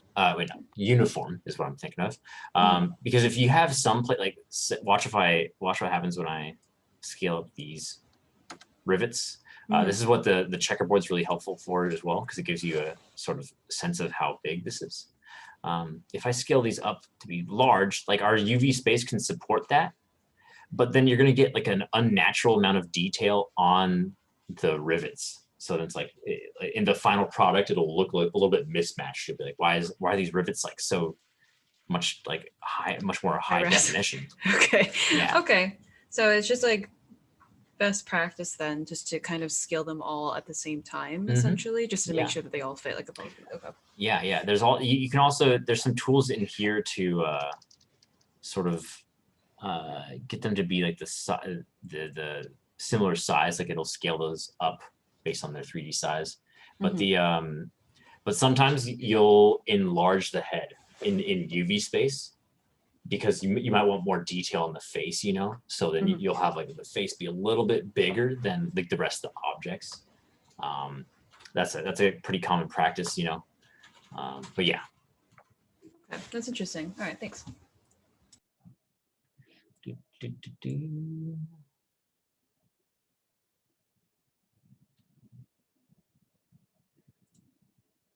All right, 1 second. Let me resume recording.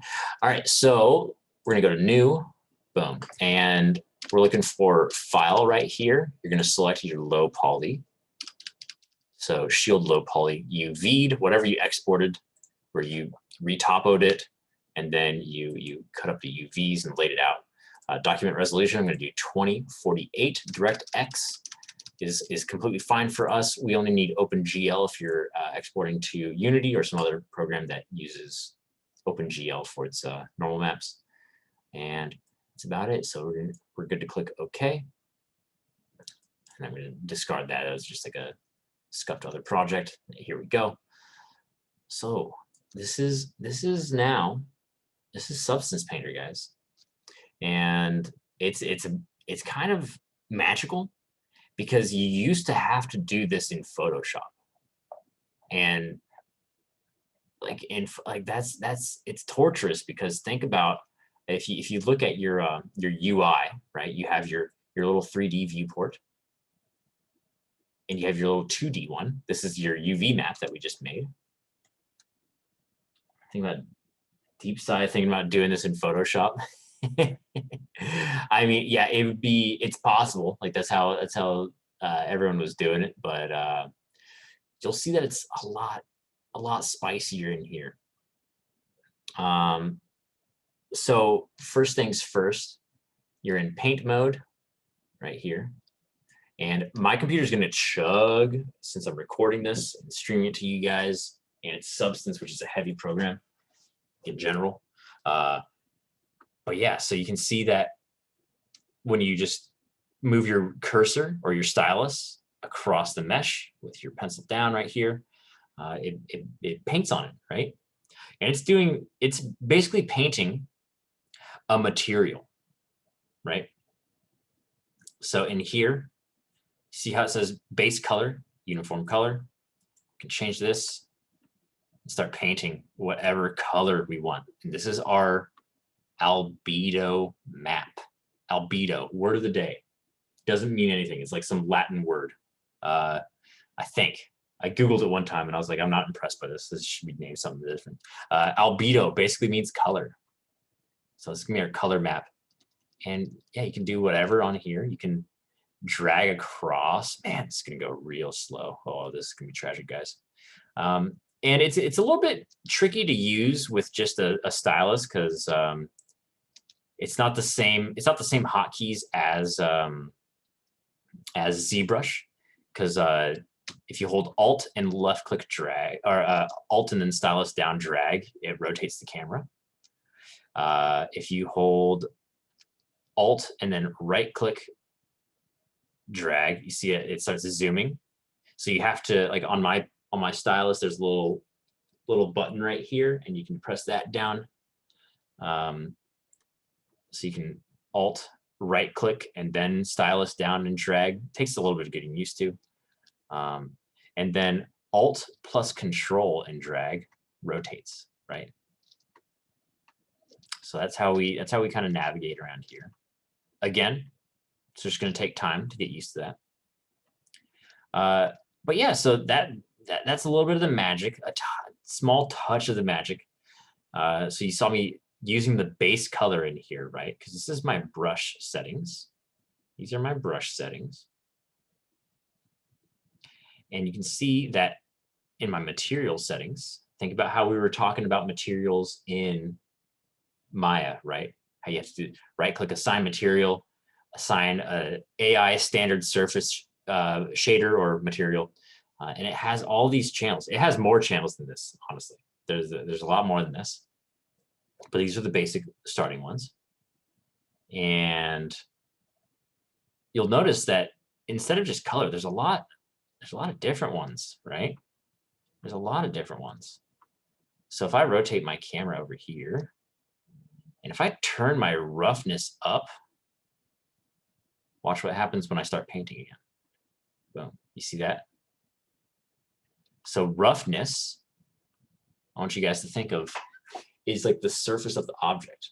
Think about if you take a piece of stone that's like all rough, that'd be like max roughness, right? But then you start sanding away at that, start polishing away at that. If you reduce that down to like a completely flat surface and then do it, see how much more reflective that is. See how I turned down roughness right there. And now I have a super reflective surface. So that's what roughness does, guys. It's how shiny that is, how much that can reflect. Metallic is kind of binary, right? So for something that's not metal, like as in this wood, we leave it at nothing. Something that's like made of iron, we're gonna crank that up to 1. So the outer metal brim, that's gonna be 1. And notice how it's still very shiny, and that has to do with the roughness, right? But the metalness or metallic, that sort of influences how the light bounces off that. It's like all a bunch of physics-based stuff that people studied and kind of got it in here. But all we need to know is that metallic, it's 1 for metal, 0 for non-metal. If you have some sort of dirty surface, then you might get some like if you have a dirty metal surface in here, you might get some values in that internal range. But yeah, and then there's a real cool one, probably my favorite of the bunch. So let's turn this metallic down. Let's turn roughness, and let's leave it right around there. Is height. So this is a height map. So we've been using 0 so far, but if I go up to like 5 or something, watch what happens when I draw on this surface. Boom. Oh, what? Y'all seeing what I'm seeing? Look at that. So it's like we just built out on the surface there a little bit. You can see that whenever I make another stroke, it kind of increases that, you know. So you can get a lot of cool stuff in there with height. You can also go dig deep into there. A bunch of stuff like that. So that's all cool. It's all dandy. So that's basically what these different channels do. Normal is very similar to height. And in the end, when you export your height stuff that you do, any height that you mess with, will get exported as a normal map. So it doesn't mess with anything then. They're basically very related. Oh man. Might change his name to Professor Topography Worm. Oh my god, y'all are nuts. But yeah, so let's move along. So that's your basic channels of your material. You have your albedo, which is color. You have your height. Height we won't be using when we export. Roughness and metallic and normal we definitely will be though. We'll definitely be using those. Height maps are more used for displacement, which is used in movies. So like think about in any Pixar movie with a character with like a woolly shirt, how you can see like the actual ripples in it. That is a height map. That is kind of used to displace the polys at render time. So when Arnold was going through its stuff, it'd be subdividing that mesh and then displacing it. However, we're going to be using only normal, so we don't got to worry about displacement at all. But yeah, so that's a small little breakdown of that. But that's just the beginning, guys. Get ready for. Oh man, we got some merch in the Discord. If you're wondering, if anyone wants to pick up some nice new merch, feel free. Please send a pic of you wearing that merch to the class. But that was just paint layers that I just showed. All right. Now there's something that I need to tell you guys about Substance Painter. I don't do a lot of painting in it. There's not much painting. It should be called Substance Filler. And if you watch that that little intro video that I sent around, you'll find that they say the same thing. You do a lot more filling in this. So we were working on a paint layer right here, just a regular paint layer. And I'm just going to trash that. I don't need that anymore. What I need instead is a fill layer. A fill layer right here. It's the little paint bucket right there. If I click that, it's going to almost crash. But now we have a fill layer, right? And you're probably wondering what a fill layer is. So let's drag a nice material onto into this area as well. So it will actually make a fill layer with a material. And it's not doing anything, and that's because we actually have layers in here, guys. See this? So these are actual layers. These are Photoshop layers, straight up Photoshop layers. So if I drag this one underneath, boom, you see that? Oh, what the? So yeah, you guys can definitely use any of these materials. It gives you a nice little preview of what they are in here, like applied to stuff. But like, yeah, feel free to just drag that into your scene. Similar to Photoshop layers, you can turn them off, right? And you can turn down their opacity. See how it's going to be kind of slowly teetering off. And then you can also change how they multiply with the layers behind it. So you get a lot of that. One thing to keep in mind though about multiply stuff, like if you're doing any of this, I think I need to sleep soon. Yeah, I mean, don't worry about retaining this information. I'm going to go over Substance again next class, but it's kind of more of an exhibition. It's not you, Mike. It's me. It's You're doing not great. you, it's me. I'm like missing whole sentences out of my brain right now. Oh man. But one thing to keep in mind about these layers is that they it's based on like what you have selected. See how we have different height, roughness, all this stuff. You can change, like I only changed the opacity of base color, but then I would need to change the opacity of roughness, you know, one at a time, you know. But yeah, so just keep that in mind. Keep that in mind. But I'm going to show you guys how to start kind of getting some cool stuff on this. I did like that old iron. Let's try iron forged. You feel free to look at the regular materials as well. There's a bunch of cool ones in here. Smart materials are a little bit heavier, so if your computer's kind of struggling, maybe don't use the big boy smart layers, smart materials, I mean. So let's drag that in here. And yeah, it's a little bit rusty, kind of cool. Usually these have like extra parameters in here that you can kind of mess with. They break them down, like edges, surface detail, dirt, all this stuff, you know. But yeah, so you get that in there. And I said you're gonna be doing a lot of filling, right? Actually, let's use a regular material for filling. It's gonna be a lot more easy to see.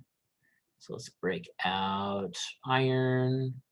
Mike, can you do one with one of the human skin ones? Skin? Oh, okay, all right, yeah, let's get it in there. Yeah, human. This is now a skin shield.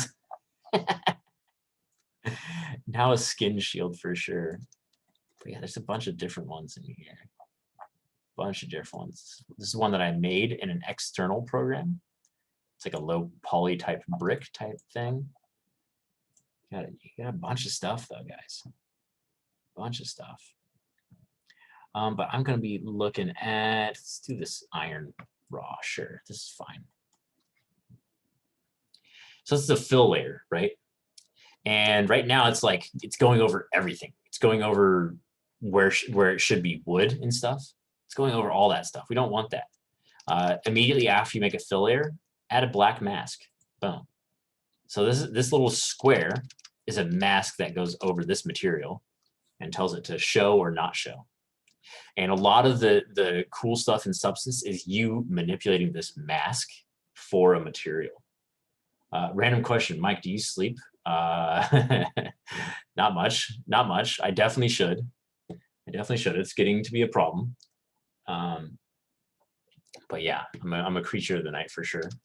But yeah, so we can manipulate this mask. I'm just gonna kind of go fast because a lot of this is probably gonna be not syncing through, but we can basically flood fill different sections of this thing, right? So if I just start clicking on these, boom.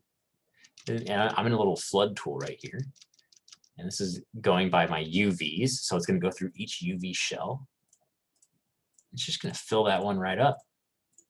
Wow. Super sick. You can see if this updates, you'll see a little bit of like white in there. And this is filling based on my little color right here. So 1, it's telling to fill it with 1. If I crank this down to 0, it's going to fill it with 0. Basically undo. If I fill it with 0.5, it's going to, fill 0.5 halfway. But yeah, let's get up to max right there. But yeah, so we got a nice little. Mine's only filling faces. How do you get it to do the whole UV shell? Yeah, so if you go to your little tool right here, you're probably on this mode, which is quads. So it'll fill individual ones of this.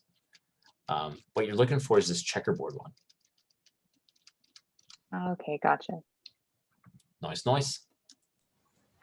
So there we go. We got a nice little metal shield right there. What we can also do then is add a fill layer, give it a wood material. If you can't find one easy, you can just search up in this search bar right here. Some of these might be smart materials, so we might need to change some things. Okay, so there you go. So I did wood rough, and that filled over this other layer, right? Because these are all layers, right? So I'm just going all the way over that. So we need to immediately add a black mask, and then we can just fill this back in. Boom. And there you go. Basic little shield. Basic little shield right there. We might get a little bit of, might get some seams in here. This is where I cut those UV seams. A few things we can do to help with that are UV padding, do UV space neighbor, and there you go. Right there. You might notice, so if I go back into my paint mode, you can still see that seam because it's reaching the end of that UV, and that texture right here on this side of the UV is different from this one. To fix that, we go into that layer, and then we change how it's projecting on it. It's doing UVs, so it's just abiding by the UVs. If we switch this over to something like triplanar, it's going to get a little bit of a different effect, but there's not going to be as much of a seam. And you can do some other stuff later, like you can basically use a clone tool to go over that as well. I'm not going to go into that just yet because I want to show you guys some cool stuff still. And this is going to be your baking, your texture sets. You hear the sound of me dropping this shield on on the ground in Skyrim. Very nice. Very nice. Yeah, definitely has that Skyrim feel to it. But let's take a little gander at texture sets. So I kept talking about baking detail, right? I've been blabbing about it. I've been saying that it's the best thing ever, and I'll prove it to you guys. I'll prove it to you. Actually, let's turn off the layers so you can really see what the mesh maps do. And this is why we talk about that high to low poly pipeline, because we're dealing with the low poly, right? There's like only a couple hundred faces on here. But if we add a high definition mesh and it's set up properly, split into the different sort of holes of it, HULL hole, you'll see that when we bake it, and if we're matching the name, I want to match by mesh name. That's why I was like very proper about, like, I was like export with that whole group, and it has like the underscore low, and then the high poly has the underscore high on each of those objects. I'm going to turn up anti-aliasing. I would normally do 8, but I want to not kill my computer while I'm doing all this other stuff. And let's just bake a few of these maps out. Let's do everything except for thickness. So these are a bunch of different maps, and you'll be able to see them go. Hopefully my computer doesn't die when I do this. Hopefully I don't. Well, let's give it a go. So this is the normal map. Blues, greens, reds, mostly greens because it's a world space normal and it's facing upward. And there we go. ID map. Now that one's a little bit scuffed. That one works based off of polygroups. I needed to change an option for that. My bad, guys. This is ambient occlusion though. This is going to kind of give you like contact shadows where they would sort of rest in real life. You know, when you place your hand on a surface, that contact shadows the darkest part, you know. So the ambient occlusion is going to be doing that, that section of it. And this is basically importing all of my high poly sculpted detail onto this super low poly object. And then we're doing position map. And okay, look at that now, guys. What the fuck? Look at it. You get all that like grain that I went in, and I sculpted that in ZBrush with damn standard pretty much. And here it is, sitting here, nice and pristine. Nice and pristine. So then what we can do is we can see what our layers look like on top of it. This one sort of kills the detail in that wood a little bit because it's fighting, right? It's basically like this high poly texture fighting against this like grain in this one. I kind of don't want that. Our metal looks a lot more convincing on this high poly as well, or on this baked map as well. Let's say I wanted that wood back. You can do a lot of cool stuff. So I would do a fill layer. And I'm just going to leave. I might as well just delete this other one, you know. And remember, you can always chain. You can click on that material of that layer and mess with the color. So let's get a nice deep brown. Again, colorblind guy, not very good at color. So might mess up some stuff in there. And we can change the roughness too, right? Like it's a little bit too shiny for wood. A little bit too shiny. It looks very polished, which is cool. But let's decrease that shininess a little bit. Something like that. That sounds good to me. Again, no metallic. And since that wood is now, that wood material is now stretching over that metal, I need to add a black mask to that. And we can just go in with our little flood fill and boom, bang. Oh, there we go. Get those flood filled. And so now it's kind of using our own settings. It's using all of our stuff that we sculpted. And yeah, so then you can paint on top of this. So say you wanted to add a little bit of like a Viking design or something. You could add a mask, right? Or you could add a flood fill or a fill layer. And we can rename this, just double click on that and just say paint, Viking paint, right there. And you might be like, well, Mike, you only know how to flood fill things. If you flood fill, it's just gonna turn all white. Like, well, yeah, true. But you can also paint on this mask. So if we add paint, if you right click this mask and add paint, again, like you guys don't have to be following one-to-one. Like I'm not even expecting, like we've already been through UVing. That's like one of the hardest lectures, you know. This is just kind of bonus fun stuff. If you add a paint layer there and go to your paint brush, you can start to paint on top of that. And it takes in all of that like height and normal information. So we still get like the grain of the wood and all that. And you can kind of just paint right here. You can go into your brushes as well during this, and you can use any of these, you know. If you see something that like might look really cool, let's try artistic soft. That's pretty nice. You get like a little bit of a painterly stroke in there, you know. So feel free to explore this stuff. Just paint up this shield if you're doing the shield option. But yeah, so that's the basics. If you want to get some like cool stuff, so I was talking about how this is all about manipulating that mask. If I duplicate this layer, boom. Say I want to like bring out like the beveled parts of that wood. I want to get some like darkness in that crease, you know.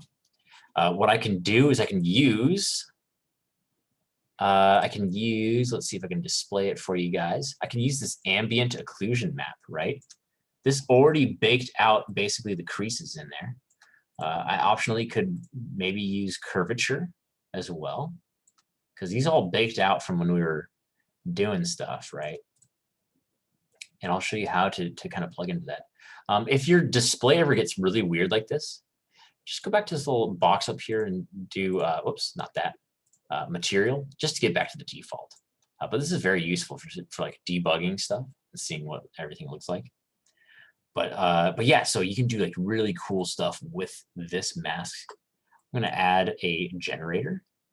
Again, don't worry, I'm just kind of showing off what it's capable of. So if I do ambient occlusion right here, and let's change this material to make it something a little bit warm. A little bit warm. Yeah, that's gonna look nice. So we have this wood color. And then if we go on to that ambient occlusion, let's click on the actual ambient occlusion node right there. Let's change the balance. Let's dial this back. Let's see what this looks like. Yeah. So you see how it's slowly starting to go back to the regular.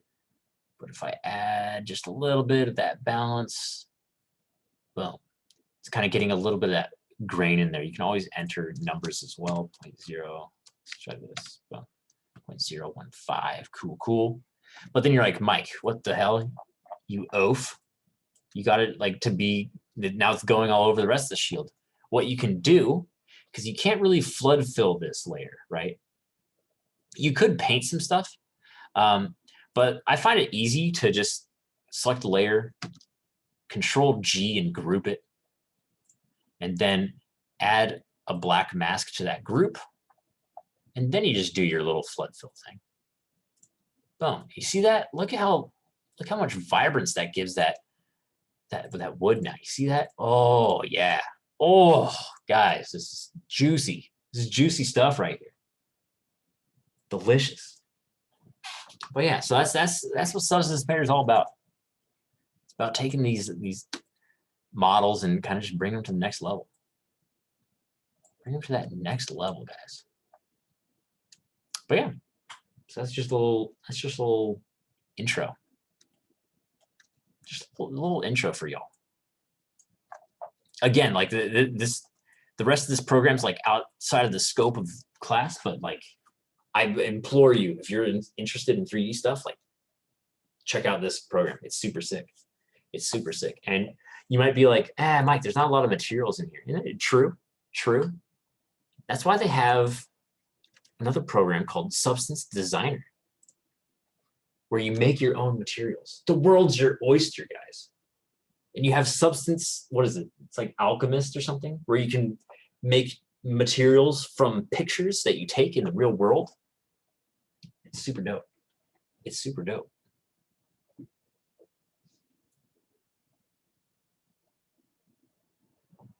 But yeah, here, let me bring up some material that I've made. I'll bring up that blacksmith one that I showed earlier. My computer's probably gonna explode. But yeah. So here is here's the map of a material that I made. And it's basically just node view. basically. It's all node based, yeah. So then you can make some like really cool things with it, and you can see that these have some normal information on them too. That way I didn't have to go in and model every single brick, you know, and I can just tile that across. But yeah, a bunch of, and this is just like a stylized version too. You can make like photorealistic materials with this as well. Absolutely just investigate all this stuff, you know. Investigate it, my friends. Let's see if I can pull up some stuff.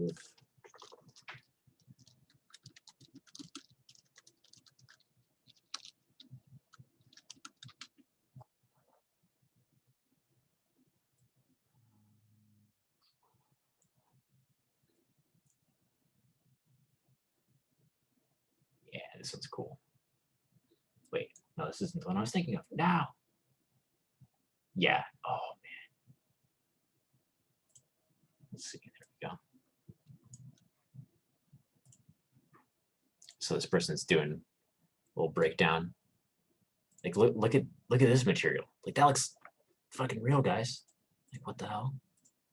So sick. Oh, this one's kind of lame. He just shows you his end result immediately. There's other ones that show people going through each different step and like making, oh, maybe this one does it. Yeah, look at this. This guy starts with like squares and then kind of molds them, gives him some height in there, gives him like a little bit of different scans. You can see that it's adding noise to this. So sick, guys. There's a whole world out there, a whole world of 3D. The amount of work that goes into making a video game, like I always, or something else, like I always had some kind of idea, but I'm just boggled. You're telling me there's people who make textures like this with all the little nodes and Hell make yeah. a thing on a chart, and there's people who make models, and there's people who Hell yeah, they do. retopologize the models and unwrap them and Hell yeah, stuff. they do. And that's just that's just the assets. Yeah, that's just the assets. Yeah, not even the code. There's not that doesn't even incorporate sound. You know, sound is an entirely new field as well, or not new, but like it's another field as well. But yeah, look at this shit. It's so sick. So cool. But yeah, you could definitely sculpt this detail instead of making it node based, you know, and then bake that down into a texture. That's another fantastic way of working, you know. But yeah, I just want to show you guys a little taste of what's out there on the texturing front. It's super dope. This is really interesting because this is pretty much setting up like ways to get it automated, right? So you can automatically apply, you not having to hand sculpt everything in a game, which is what they used to do. Yep. That's why it took so long. Oh my god. But this way of working is actually better because then there's a lot of automation happening behind the scenes in the code. Absolutely. But you still have creative control over the looks and etc. Exactly. Yeah. The node based thing it's so sick. It's so sick. It just takes a little bit of getting used to. But that knowledge is also very applicable to other things. Like once you get to understand how to like handle it, then everyone should start loving the node view. Honestly, it's just visual programming, and then once you can handle that, then you can handle so many other programs as well. So what do the nodes mean? So if you think of it this way, right? He was mentioning earlier parenting, and in Maya, and the node is simply a way to organize a function or like an action in there, or if it's in, you guys know Harmony, Toon Boom Harmony, if you're making a puppet in Toon Boom Harmony, that also has a node view. It's just a visual representation of the code. So what it allows visual people like all of us, which I'm assuming most of us are visual people, is that if you want to program something to automate a function, like a mouth pack in Harmony, then you just swap in a mouth pack in the node view, and then it'll do it for you. So if you know how to connect the things and you know how to make the pathways work, I obviously don't know this one, but I understand the concept of node views. So then you are able to control a lot more when you're working with programs like these, because there's also a node view in After Effects, and there's a ton of things you can do with After Effects as well across the gamut. And that I touched a very little part of it. Yeah, it sounds like Unreal uses Node. Yeah, Node view is just everywhere. It's just visual programming is a lot more. It's not easier to grasp for visual people, if that makes sense, because having a knowledge of scripting and programming is sometimes out of the scope for some people, but this is a way for you to be able to have a handle on it. So absolutely. Now I feel like my brain's coming out of my ears. I feel like that every day. It's okay, Keely. Yeah. So. Oh man, but yeah, also just think about how much you guys have learned already. Like it's insane. Like, so I'm just glad that I can share this stuff with y'all, even if it is a little bit crazy. Like we're not going to go into designer at all. Yeah, I just wanted to show you what it's capable of. Speaking of crazy textures, Mike, I just shared over in your Discord, someone made an ultra realistic, highly modded Minecraft, and they make 70K a month on Patreon. With is that the person who does the like ray tracing? Yeah, and Venice. They remade Venice in Minecraft, and then they're like, here it is, and look at this, like these beautiful. These are all, dude. Wait, oh, Sarah, you should have shared this with me. Oh, Hey, I'm really into Mike. No, because this is like related to what we're doing, you know. But this isn't Minecraft. These are straight up substance designer. Yeah, this is all substance and designer. That's why as soon as you started teaching this, I'm like, this is where he did it. And so he didn't share this texture pack, right? People have to download it from his Patreon. So he just there you go. Bada boom, guys. Making bank. Look at these square bricks or no square dirts. You're like what the hell? I know, right? It's like so good.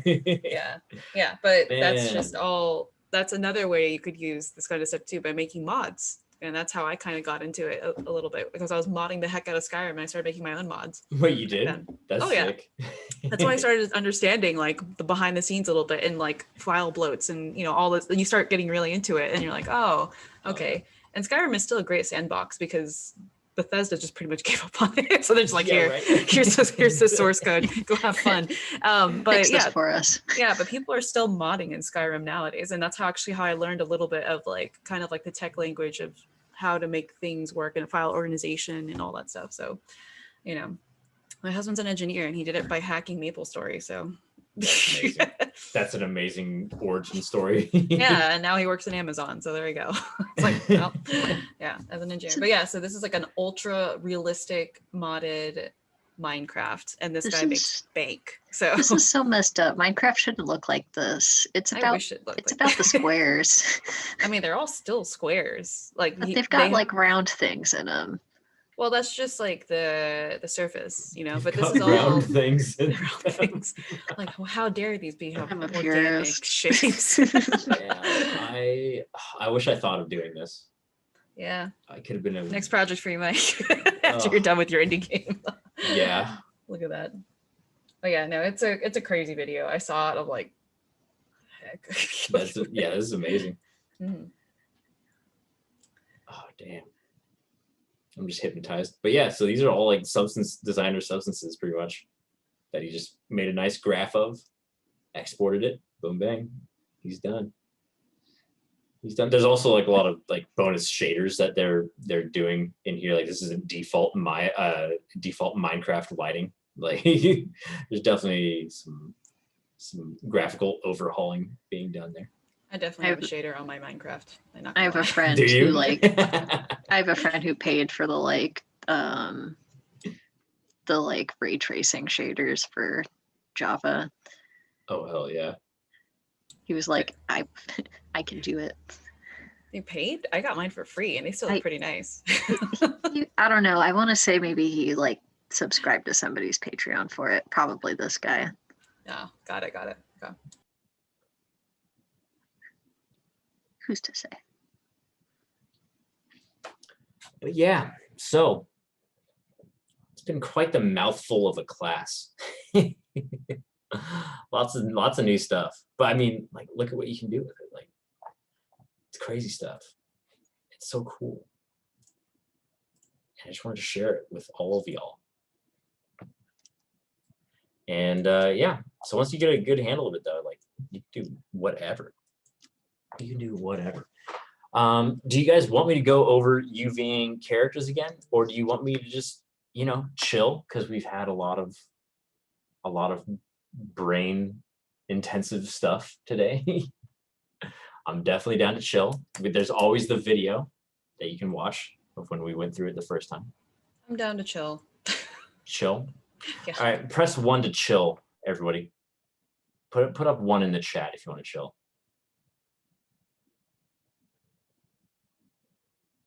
Yeah.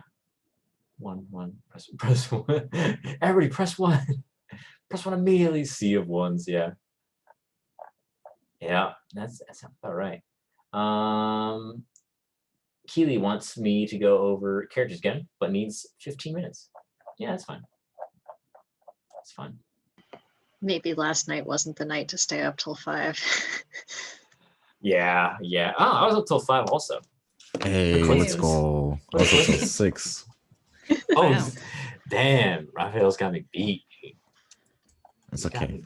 I only got 2 hours of sleep. I had work at 9, so it's okay. Dude, that's the I hate every time you guys say that. It makes me like recoil in sadness and disgust, because there's no way to get through all of this. I was thinking about like this the other day. Like, you're not supposed, like, I'm sort of starting to get into the like phase of life where like I have a job pretty regularly and I work during the week or like on the weekends, and now I'm all like in my senior year and doing stuff, and it's like you're not supposed to be able to like have a job and do school, and like you have to pick 2 of 3. You have to either have a job and live at home and go to school.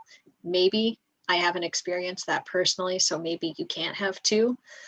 But like it's just too kind much. of live on my own, so like I have to focus on like getting food for yourself and cooking it and eating it is like a lot more of a big deal than you'd think it would be. Like going to the store and then going to work and then doing homework and then also having time to like play video games. Yeah. It's like I want all 4 of those, but there's not enough time in the week for all 4. No. You mentioned sleep at all? I don't think you said anything sleep. I don't think there was. Yeah, okay. It's like I said things I wanted, not things I needed. Okay. I always want sleep. Sleep is very precious to me. I have the hardest time waking up in the morning because I'm just like, no, please, not again. I have an animatic due on Monday. Oh God.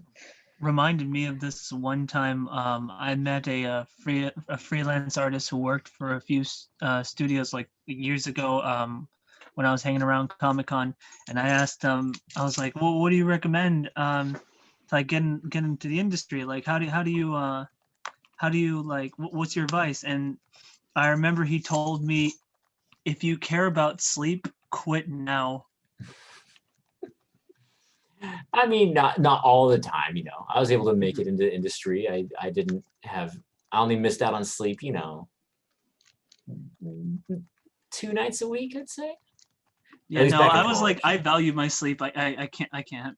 Right? Yeah, it is. You it is very know, valuable. I always feel really iffy about people who say stuff like that because they're just trying to be hard asses. Yeah, and right. What it is just that it's just going to be a lot of work, right? And not everyone works the same, and that's okay. Yeah, some people are like insane in the mornings. Like I can't. I'm bad in the mornings. Like I'm not a morning person. Yeah, because you know we want you to be healthy to keep making work for the rest of your life. It's Exactly. not like don't burn big all fan. the candles at Big both fan of that one. ends now, because then you're just gonna deal with a ton of health problems later. Yeah. But it's not a lie that it is a lot of work to get just to better your skills in the industry. But it's not impossible. You know, I think a better way to go about it is just to have an interest and then pursue that interest. Like whatever fascinates you, keep pursuing that route over what like for Mike, he taught himself all the 3D stuff because there wasn't really a 3D program. There's still not a fully a 3D program in college. Sorry, Mike, but like, you know, I completely understand. our illustration program is way more robust. The animation program has finally caught up to it, but computer animation is its own beast because it's a completely different pipeline. So, you know, it's just It's just a matter of like taking the initiative. If you have the interest over it, you find the people you want to learn from, and the worst they can say is no, or they just don't have time, and then just keep going until you get what you want and what you need. And that's honestly a recipe to success, because it's just a lot of no's and you just need that one yes. So, and then you'll get in. Yeah, like I really don't like it when people say like quit now if you like sleep. I was like, who doesn't like sleep? Yeah, sleep is 100% mandatory for humans. Like you can't function without it. Like yeah, yeah, you know, I don't know. it's just that's bizarre to me. It's just like no, because like I say this in my class too, but like your mental health and everything and your regular body health, physical health, all comes first, because everything is involved when you're making art. So if you ignore any of those and you try to power through it, something's going to give eventually. Yeah. So, and for people who know me, I take 13 pills a day. So, you know, that definitely helps. That helps. It's a lot of it's a lot of pills. all right. Don't think that you need to take 13 pills a day though. No, I need to. Like mine is required. That's some of them are supplements. That's the question. Some of them are medications. I'm not taking like meth or like whatever. It's like literally like actual medical pills, because I ignored my health in college, and I was off the camp like I can sleep when I'm dead, and then like 26 hit. Now I'm like, I am nearly dead. Okay. So, I had to switch it over. So it's just like, you know, taking care of your health first is extremely important, you know? So, and I also want to kind of want to encourage you guys to not think about only getting a studio job first, which I know sounds, how do I put it? Controversial coming from a professor from you, but I like, cause it's like, I dealt with really horrible anxiety out of college, which I'm pretty sure none of you guys can relate to that. Yeah. But it was like, it really affected my self-esteem and my work. And it was really hard for me to make any type of quality work just because I was so anxious about landing a studio job immediately after college. Now, some people have done it, but it's not everyone will do it. But to me, I felt like a failure because I didn't do that immediately. And that really, really was terrible pressure, and I just did terrible things to my health and my mental well-being. And like, you just need to take care of all your bases first. If like your finances are at stake and you need to take care of your bills, like take care of that first before you can go pursue that next goal. You know, you don't want to put all of the stake on one thing and try to make it work. And I give this advice to younger people all the time, and they ignore me, and then they come back to me later and said, I'm glad you said something, because you know, I was really trying to put all my eggs in one basket. And it's a surefire way to have a mental breakdown, if I'm to be completely honest. Yeah. And to be honest as well, like the majority of my friends didn't get like jobs out of college. Like it just didn't happen, you know. And then they just took, you know, 3-4 years as well. Like they just kept on grinding on it, and they're in like great places now. So it's like, yeah. So don't think that if you don't get it to happen immediately, then it's just never gonna happen. Like you just keep grinding at it, you know. Honestly, thinking about just maybe taking like a year off to just like fix computers or something. Like I think I'm like running out of art juice. Art juice? Oh, you can't run out of art juice. Damn. Yeah. Look after that art juice. It's valuable. It's valuable. I kind of lost art juice on animation because I did it so much. So now when I do animation, it's more of a chore. I'm like, God, I just got to get this done. There's like no passion in it anymore. I lost art juice and all digital stuff. So this is really funny that I'm in your class, Mike. I'm like, oh God. The most digital class possible. I was like, oh, this is like my job again. Okay, it's fine. It's fine. No. And now I know. It's good. Yeah. I have too much art juice to give right now. Kendall, poor Kendall. Yeah. I've like lost a lot of art juice when it comes to like drawing 2D stuff, but with like the 3D stuff with like ZBrush and Maya, I haven't really been putting much of the software down. I've just been so interested in 3D that I'm just like, maybe I'll pursue more 3D. Who knows? Hey, I hope so. I want more 3D work to come out of this school, because then if incoming students see that, then maybe they'll be like, oh, I want more 3D classes, and then maybe the program can get better, but you know, it's a long shot. But yeah, I'm glad that the juices are flowing for you. Let's see. Yeah, wait. Sarah? So are those ceramics classes just not happening? I'm guessing not, right? Because they're in person. They are. I just took the semester off because they told us that we wouldn't be able to even step foot on campus or fire anything until March 1st. Oh my god. That is true. Yeah. They just started the in-person. Yeah. And Oh, so wow. I decided to take the semester off because I went to school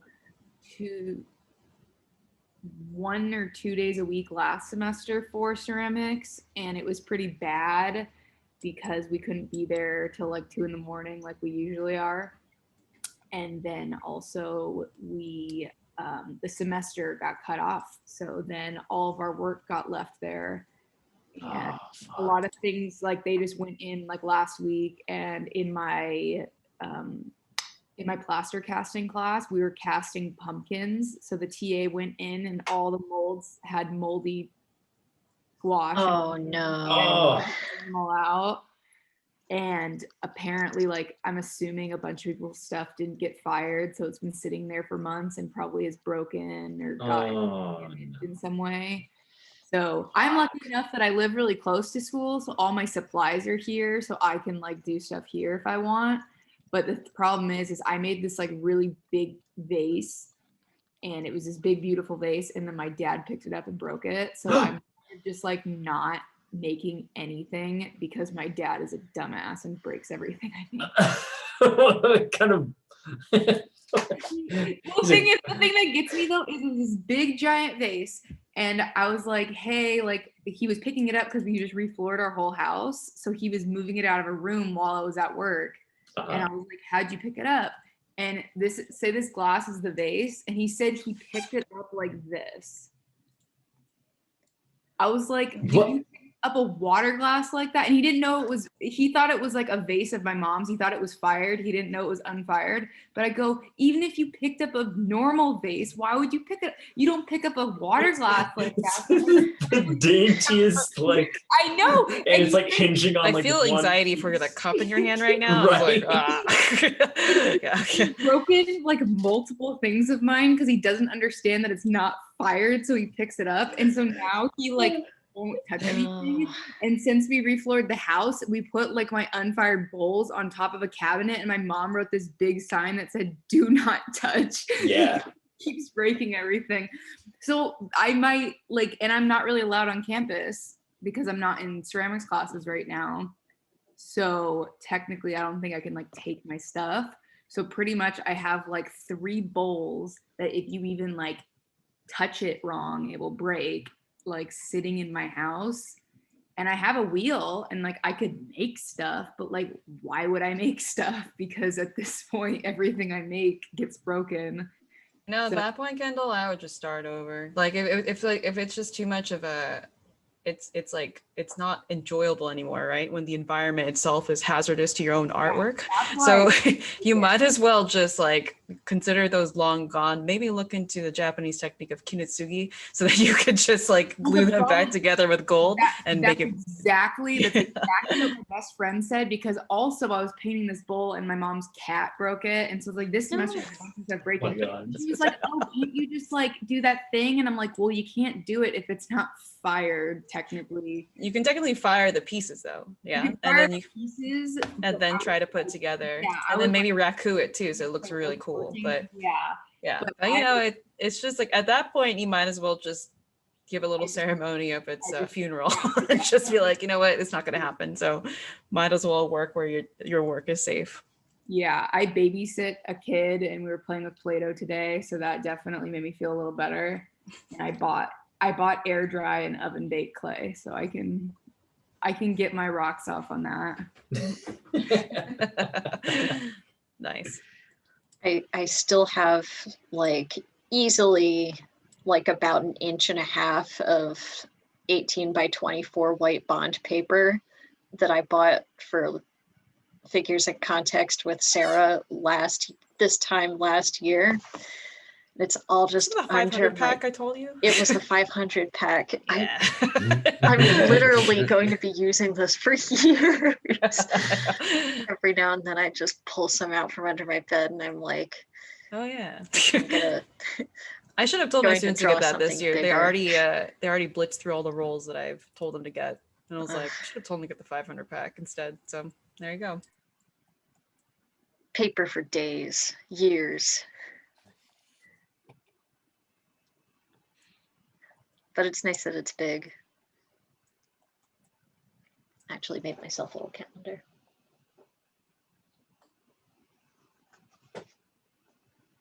All right, Mike, I think, is that it for today's class? Yeah, I'm not going over anything new. Y'all are free to go. If anyone wants me to demo something, I'm down to do that. But otherwise, Mike. I Raphael? said good night. Oh. Everyone's falling off like flies. Yeah. It's a hard lecture. It's a hard lecture for sure. I think it's because also everyone stayed up to do their retopology. Right. Yeah. Not even. I was just up like just up late dicking around. Just making sure, Mike. We're only supposed to do topology on like areas that's gonna be seen, right? Yeah. Okay, cool. Because the first time I did the whole body, so like the whole body topology was just really messed up and weird. But I'm redoing it, and I'm almost done with the the body again. But it's only the parts that has to be seen, so it's all fine now. Just make sure you have your model UV'd. Oh yeah, of course. Yeah. I started on the other model, but I'm like, I'll just redo the topology and then rework it again. Okay, sweet. Yeah. Good stuff. Portrait is gone. Yeah, I'm excited for the lecture to be posted tomorrow, so I can go back and like manually do the UVs. I think that's going to be the thing that's going to take up a lot of my weekend. Just trying to figure it out. Yeah, no, it's gonna be sweet. Yeah. I'll upload it as fast as I can. And yeah, this is definitely like a rewatcher for sure. There's only one other lecture that might be considered harder than this one to grasp, and that's it. The rest is just downhill, easy stuff, you know. So then, what will be covered next class? Will substance be covered for the next class? Okay. Yeah, I'm just gonna reiterate over substance stuff for sure. And good night, and don't forget to buy an Aspen shirt.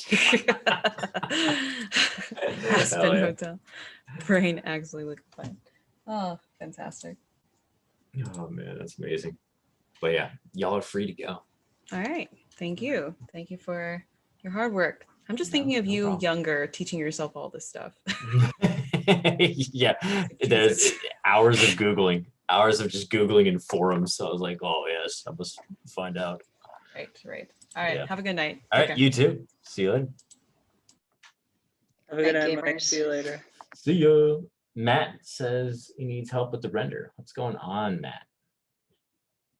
Yeah, UV'd character by next week. Or if you can't get to then do the shield instead, I guess. But your character's pretty far along, so I think you're capable of it.